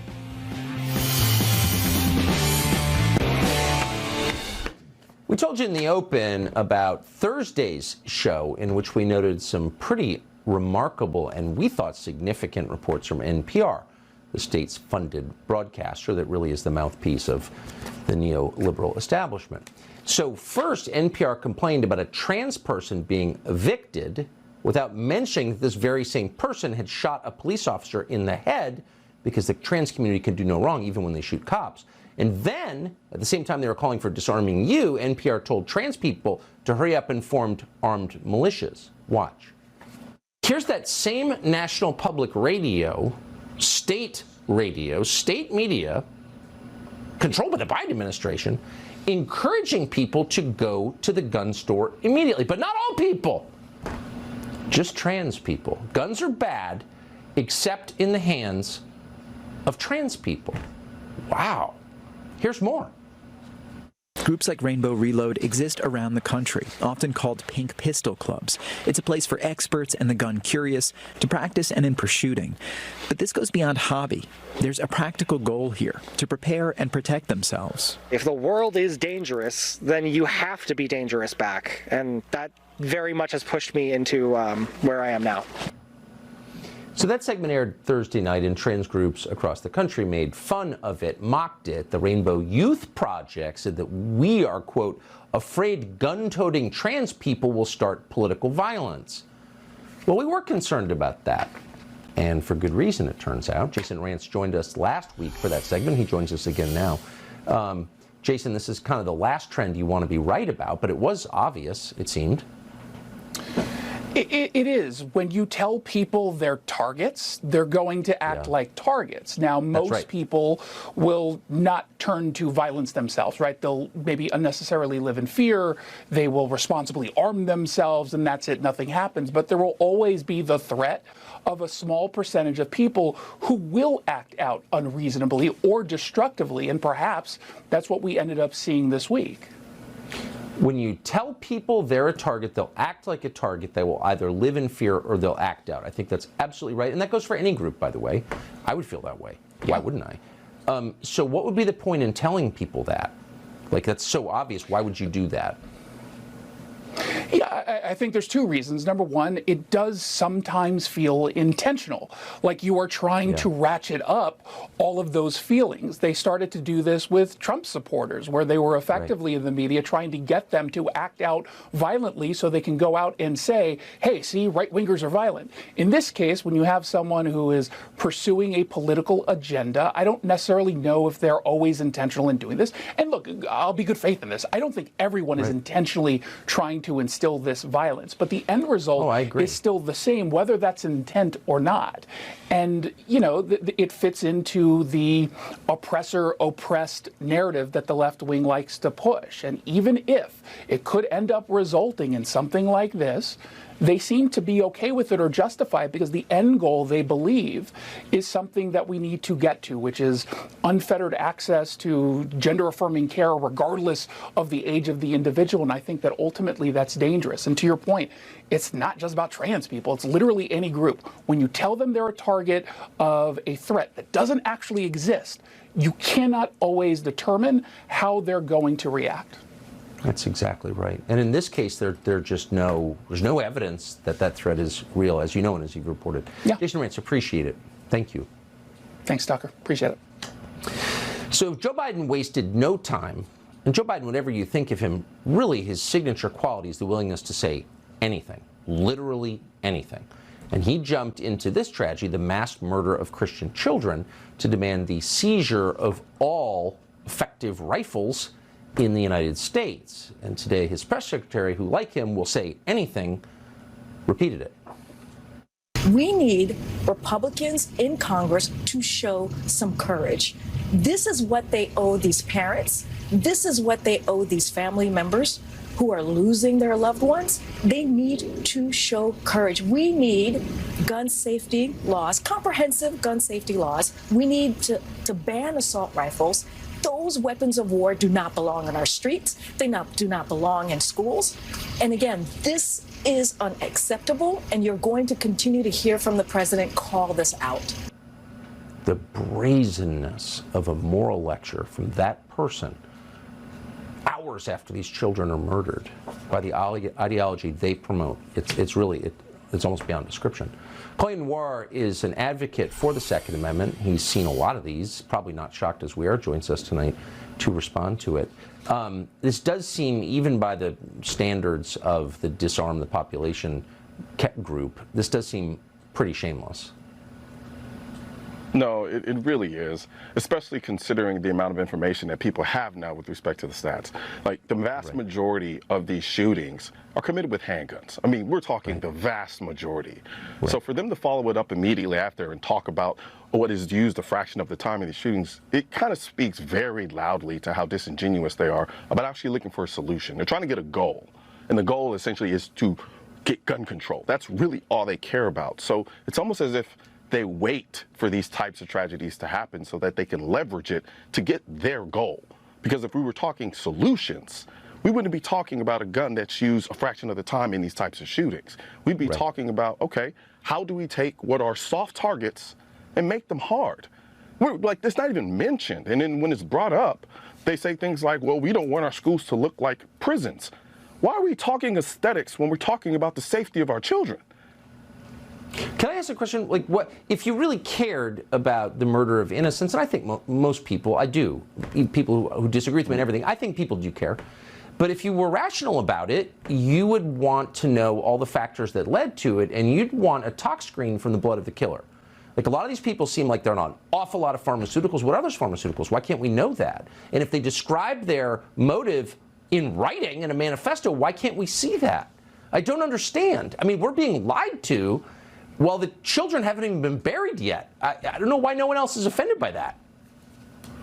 You know, that's interesting you said that, Tucker. I actually was talking with a good friend of mine, and he stated the same thing. He was like, all of these things have been released to us rather quickly. We have the video of the cops actually taking down the suspect. We have all of this information, except for the information that really matters most to get to the deeper issue involved here. Because you got to think about the type of mentality and mindset of somebody who can look at a child, point a gun at them, and pull the trigger. That's dark. Or possibly there's something else going on here, but we don't know. We can't get any insight because, as you pointed out succinctly, we don't have that information and they don't want to give it to us. But they never want to explain why anything happens. Why did 9/11 happen? I still don't know. I honestly don't. I mean that. They hate our freedoms. Okay, but what's the... Really? Was there more to it than that? Why did Russia invade Ukraine? It seemed like kind of counterintuitive. Why'd they do that? Why did these mass shootings happen? Well, I mean, maybe there's a reason, but why aren't we talking about it? Seriously. Well, because I think you maintain more control if you can control the narrative. And you can't control the narrative when you have the truth, because the truth will supersede the narrative if the narrative doesn't line up with the truth. So, of course, I'm going to shield you from the truth so I can control the narrative and get you to do what I want. Yeah, that's exactly right. But in a democracy, you can't lie to the population. Okay, that's not allowed because it's a self-governing country, so you can't do that, but they do it. Colleen Noir, I appreciate your coming on tonight. Thank you. Thanks for having me. So at the core of America is not an economy, it's a belief system. It's a diverse belief system, but across religious affiliations and racial groups, Americans have always had basically the same views on the basic things. And those views are changing pretty dramatically. You probably got this texted to you in the last couple of days. We're going to show you the numbers from a remarkable new poll on what Americans think about their lives. Straight ahead. Did an incredibly depressing, in fact, so sad that we almost didn't do the segment, poll on changing American attitudes. And what's so striking is how quickly they have changed and how profoundly. Example, in 1998, 70% of Americans said patriotism was very important. That number's now under 60%. The same year, more than 60% of Americans said that religion was very important to them. That number has plummeted to below 40. The poll also showed, critically, if you care about continuing the country, that the importance of having children had fallen off a cliff as well. So these are fundamental attitudes. These are not your view on the next tax bill. These are your views on civilization itself. Victor Davis Hanson is a senior fellow at the Hoover Institution and one of the smartest people we know. He joins us tonight. Professor, what do you make of these numbers? Well, the short-term drop-off in 2019, where people express a lack of confidence in the economy or their futures or their children will be better, I think is more attributable to this trifecta, this disastrous last 3 years of the COVID lockdowns, which is a disaster, the George Floyd 120 days of rioting, and the Biden destruction of the economy. But your point is the longer trends, and I think that reflects the fact that, first of all, we have 50 million people and never had so many people that were not born in the United States, and we have failed to assimilate them and integrate them, number one. And then number two, all of our institutions are controlled by a bi-coastal globalist elite who have pounded into young people in academia and K through 12 that they're quote-unquote citizens of the world, that borders are not important, there's nothing exceptional or singular about America. That's the message that they've grown up with. They don't know anything about Gettysburg or the Star-Spangled Banner or Thomas Edison or any of that. It's just shocking. There's also another divide, Tucker. Independents and Republicans, especially older ones, reflect the traditional American values of religion, family, hard work, as opposed to Democrats. And this is not, that reminds us, this Democratic Party is not JFK or even Bill Clinton. This is a radical leftist utopian global party that has told the youth of America that the affluence and the leisure that they take for granted just comes out of nowhere, and they don't have to reinvest in it or love the country or work hard or practice civic education and dutiful, patriotism. They think that's their birthright. And so we have this weird disconnect of very affluent, blessed, leisured people having no idea where that came from or no appreciation or gratitude to the past generation who gave it to them. The only good thing I saw out of it was there was skepticism about biological males competing and hijacking women's sports. People were tired of the psychodramas and the melodramas of the transgender pronouns. Yeah. They were skeptical of racial quotas. But other than that, I think it was pretty negative. People not wanting to have children seems like the most profound expression of nihilism and sadness, deep, deep sadness. If you're cheerful and hopeful, you want to pass on your birthright to the next generation.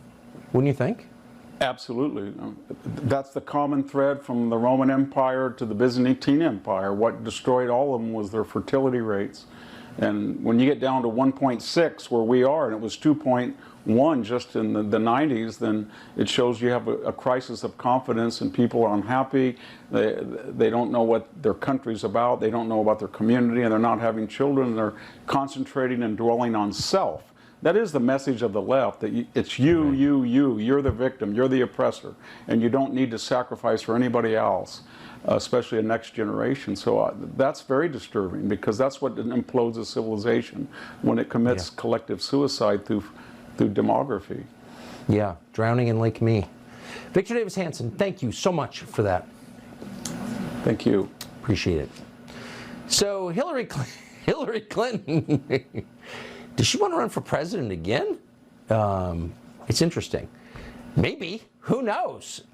We thought we would talk to someone who worked for her for years, who helped run the Clinton White House, one of the Democrats we remain in touch with, an old school character and a very smart person, and a decent person too, pollster Doug Schoen. And if anyone can kind of explain what's going on with Hillary Clinton, past, present, or future, it is him. We talked to him for an hour for Tucker Carlson today. Here's part of it. I've seen candidates who have wives who are tolerating the political career, and I've seen a lot of candidates whose wives are driving the political career. And you mentioned Bill Clinton before. Hillary was in both categories. She drove the political process because she understood it was in her interest to push Bill Clinton forward, hence the 60 Minutes interview during the 92 campaign. But Hillary also, having created the problems with health care, understood that she was a retardant, harmful at that point to Bill's career, and she made it clear, I'm not participating. I got you in this mess. You've got to get it out your own way. It's interesting. She does have some qualities that I personally admire. I'll say I think she's tough. Yep. If she keeps going. Yep. She also has loyal staff. Yes, she does. Unlike her husband. Yep. And longtime staff. So I do appreciate that. But she never seemed naturally suited for politics. She wasn't. The analogy I offered was the two students. Bill Clinton was the one who did best in the open book exam, where he could think. She was the one who would memorize and then regurgitate. Now, she has a very good mind. She's focused and she's disciplined, but she's not a particularly creative thinker. Right. And she's had so many different incarnations. She ran first as a centrist, then she tried to run to the left. Nothing quite worked because she wasn't authentic. But so why did she want it? I don't there's she so was many far things. more ambitious than Bill, and Bill was pretty darn ambitious. Huh. So she just always thought she should be at a high level in politics. She absolutely, it was clear, felt she had a calling.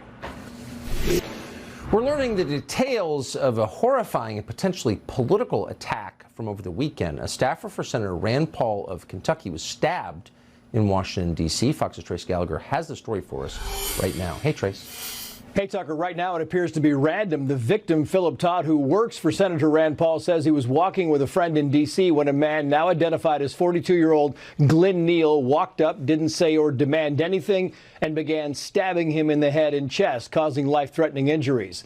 And Glenn Neal had just been let out of prison 24 hours earlier. He served 12 years for forcing 2 women into prostitution and threatened to kill them if they did not comply. There's more. Thanks to the group Virginia for Safe Communities, we have Glenn Neal's rap sheet. He has been arrested and charged at least 22 times. 14 for burglary, twice for auto theft, twice for assaulting a police officer, once for illegal gun possession, once for drug possession, and once for compelling prostitution. Even if all these crimes were committed in areas with far left prosecutors, sentencing guidelines say he should still be in prison. In fact, just last month, Neal had a parole violation dismissed in a Chicago federal court, so he avoided more time. Maybe that's why Glenn Neal's nickname is Lucky. It appears to work for him, not for us. Tucker. Trace Gallagher, thank you for that sad story. Yep. So details are starting to trickle out about the human cost of the COVID era disaster, tragedy, our own cultural revolution. We spend most of our time talking about the big things, but underneath it all were millions of people suffering, some in grotesque ways. Here's one example. At Georgetown Law School, administrators demanded that students wear masks at all time. No one was allowed to drink water in class. Students, of course, had to take the shots, whether they wanted or not, and then the booster. So one top student at the law school, called William Spruance, questioned those policies on the grounds they didn't seem rational or scientifically justified. Administrators did not respond to his arguments. Instead, they suspended him. They then forced him to undergo a psychiatric evaluation and threatened to report him to the bar to prevent him from becoming a lawyer. He made it out. William Spruance is now a practicing attorney, and he's written an amazing piece for the Brownstone Institute called Madness in Law Schools. He joins us tonight. William Spruance, thank you so much for coming on. They forced you to undergo a psychiatric evaluation? Thank you for having me tonight, Tucker. Yes, so after I was encouraged to give a speech to a student council type group at Georgetown, I received an email that I was indefinitely suspended from the school, that I'd have to undergo psychiatric evaluation and waive my right to medical confidentiality. During the psychiatric evaluation, it would start with kind of innocuous questions like, do you ever get angry? Followed by, do you get angry about masks? And then, do masks make you want to hurt anybody? So it was an ongoing cycle of questions that were designed to make me seem unhinged for being willing to question their COVID policies. So we took a look, actually, at the speech that you gave, and people can find it online. They can also find your piece, and I hope they will. It was entirely rational. You were asking questions about the science. You turned out to be completely right. Were any administrators at the Georgetown Law Center willing to entertain a rational conversation with you? I found that individual professors were willing to have the conversation with me behind closed doors, but they wished to remain anonymous. As for the administrators, there was no such luck. While ostensibly this was about COVID, it was really part of a much larger cycle of events at Georgetown Law. We had people like Sandra Sellers and Ilya Shapiro who were thrown out of the institution just for being willing to question campus orthodoxies.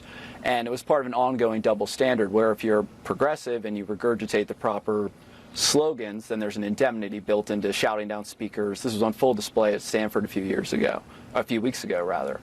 But if you're willing to question the orthodoxy of campus, then they'll bring the whole horde of administrators against you and work to professionally and socially and reputationally destroy you. And that's how I saw my issue, which happened in August and September of 2021. Just 4 months later, Ilya Shapiro was kicked off of campus for questioning President Biden's decision to limit his Supreme Court nominations to just black women.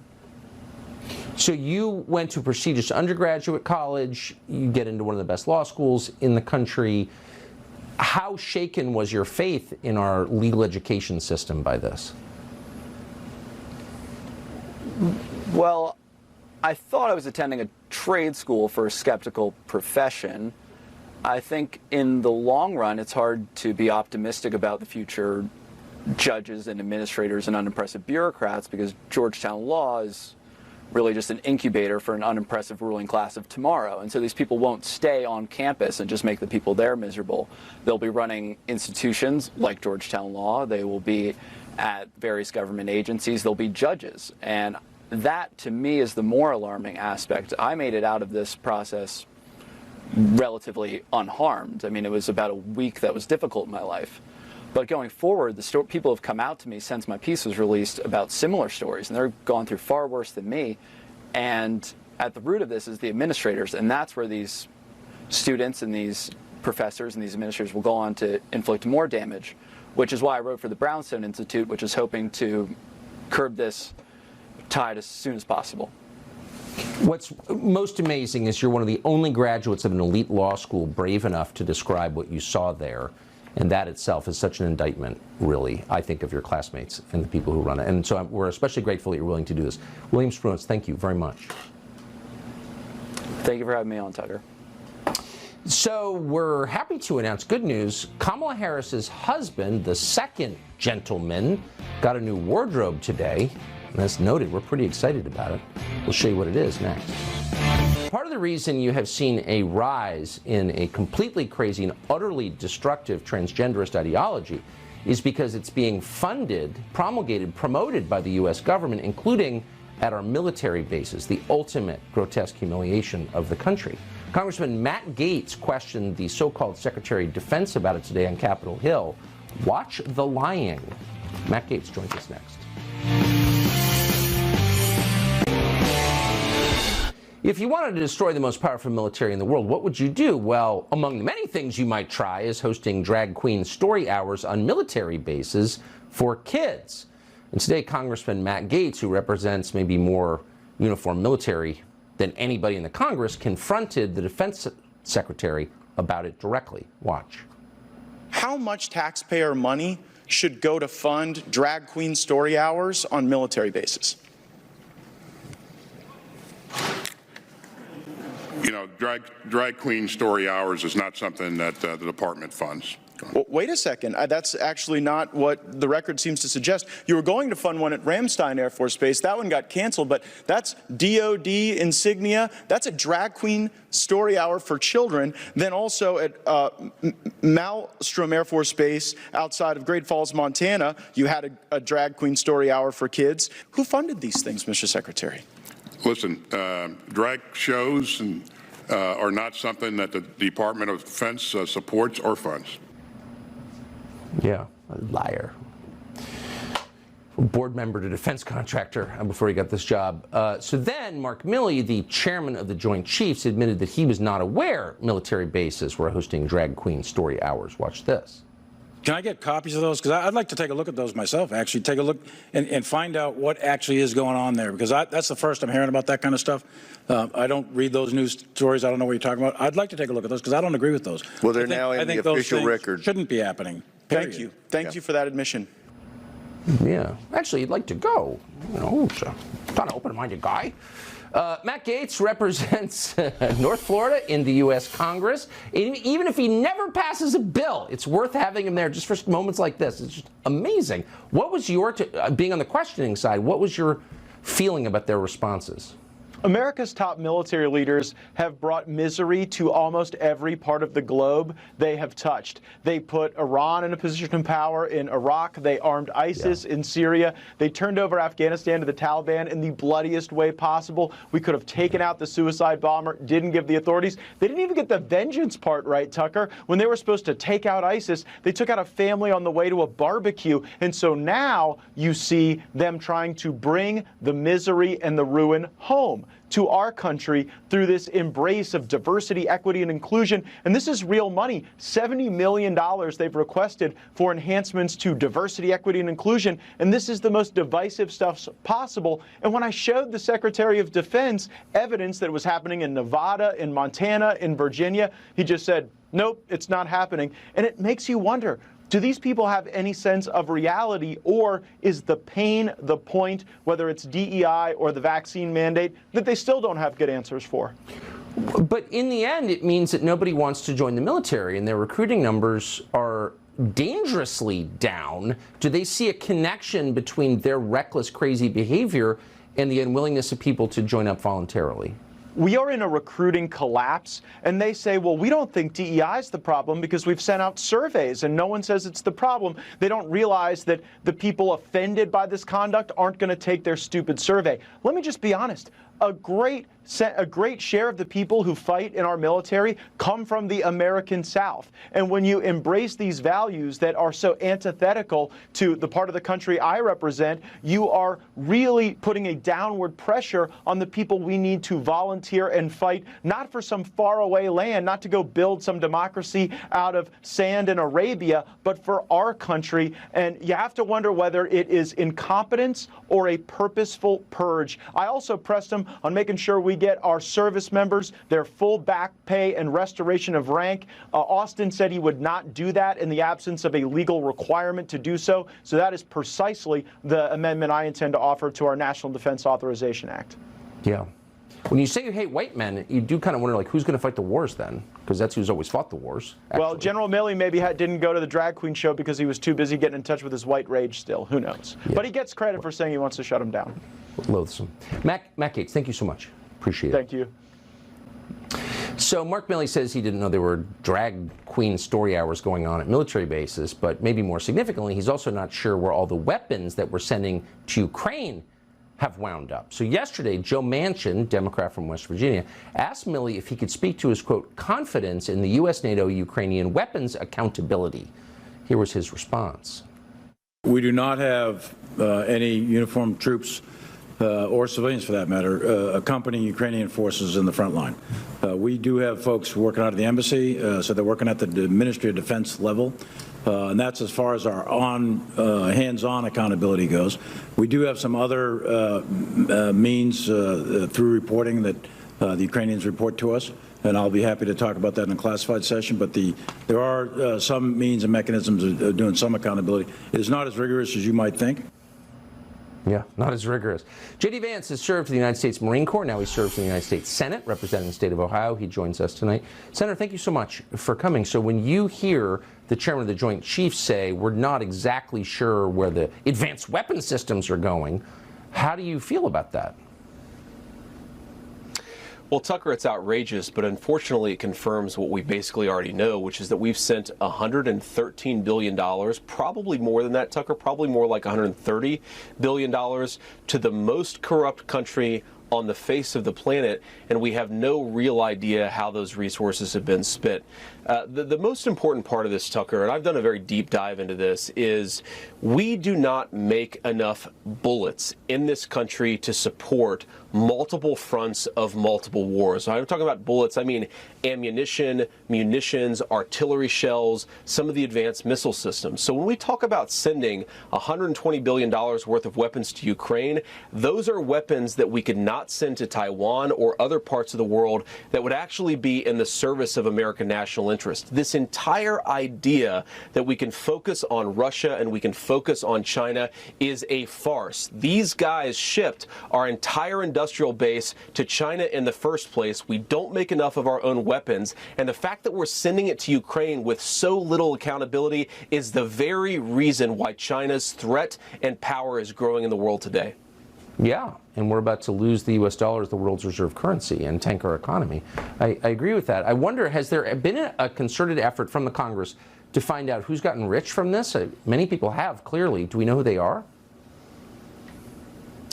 We don't know who they are, Tucker, in part because the Biden administration won't give us answers. I actually submitted a letter. One of the first things that I did as a U.S. Senator is asked for a full accounting of where the resources that we've sent to Ukraine have gone. The Biden administration has been very resistant, even in classified settings, to be honest with us. And Tucker, I have to be honest with you.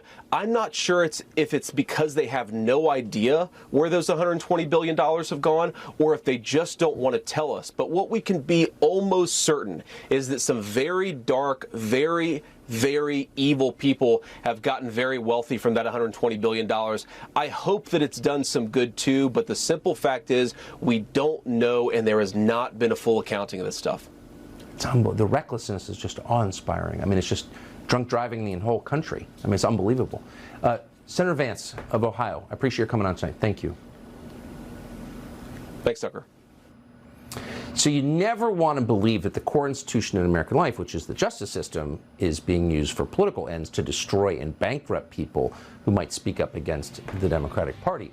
But we're starting to see that, particularly with civil suits, which are now a tool in the Democratic arsenal to shut up its critics. Tara Reade accused Joe Biden of sexual assault credibly, and now they're going after her. She joins us next. The liberal establishment has decided it can't win arguments. Nobody wants what they're selling at all, so why even bother to convince anybody? So instead, they're going right to force, and you're seeing that all over our country. And one of the ways they're inflicting force on people, inflicting pain, is through civil suits. Bring them to civil court, because anyone can file a lawsuit. And so there are a lot of well-funded lawsuits trying to shut people up or punish them for stepping out of line. And here's the latest example. This has not gotten enough coverage. So Tara Reade once worked for Joe Biden. He sexually assaulted her, and she made possibly the mistake of saying so out loud. You're not allowed to do that. So in retaliation against her, the New York Times posted her social security number on her website. Can you imagine the ramifications of that? So Tara Reade sued the New York Times because you can't put people's social security numbers on a website. But a federal judge has now ruled against Tara Reade and said that she has to pay the legal fees of the New York Times. So they're still trying to crush her. And we think it's wrong. She joins us now. Thanks so much for coming on. Did I misstate any of that? I mean, it seems like you came out and accused the sitting president of a sex crime, and we've spoken at great length about this on the air, and I don't think there's any question that it happened.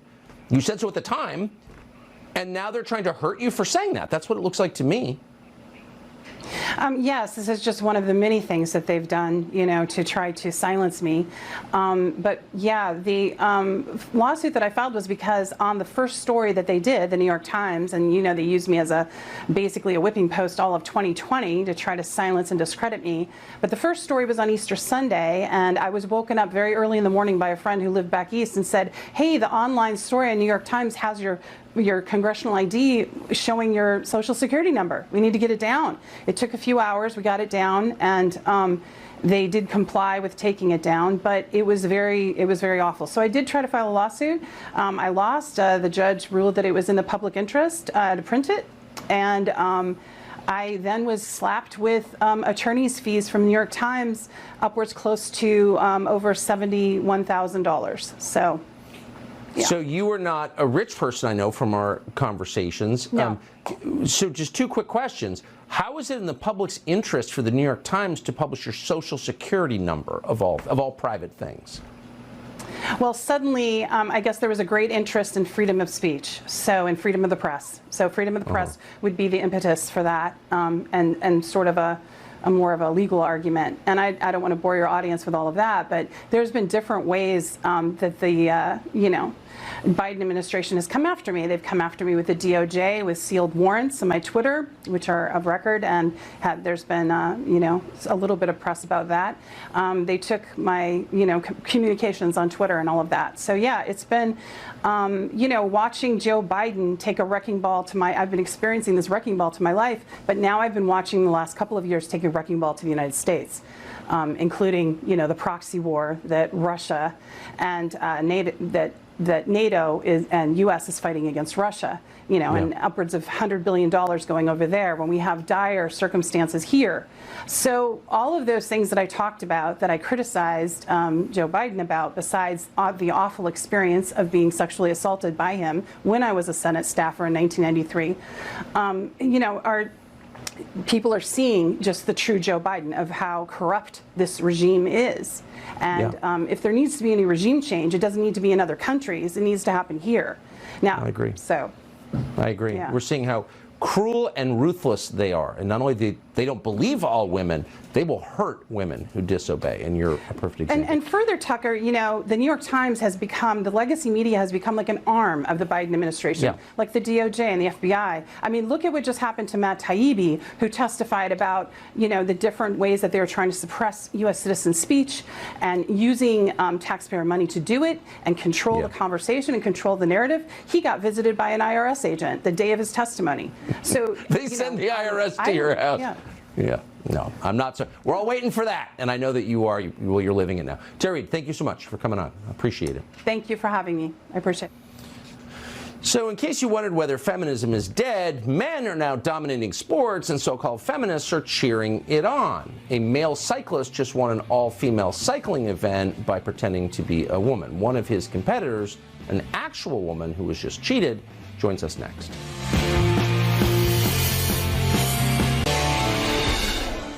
Not so long ago, most people didn't really have a clear sense of what artificial intelligence was. Tonight, there's a growing consensus that AI could be the single greatest threat to the future of humanity. Elon Musk has been saying that for quite a while. Now he joins other tech leaders in saying it even more loudly. Fox's Kevin Corke has a story for us tonight. Hey, Kevin.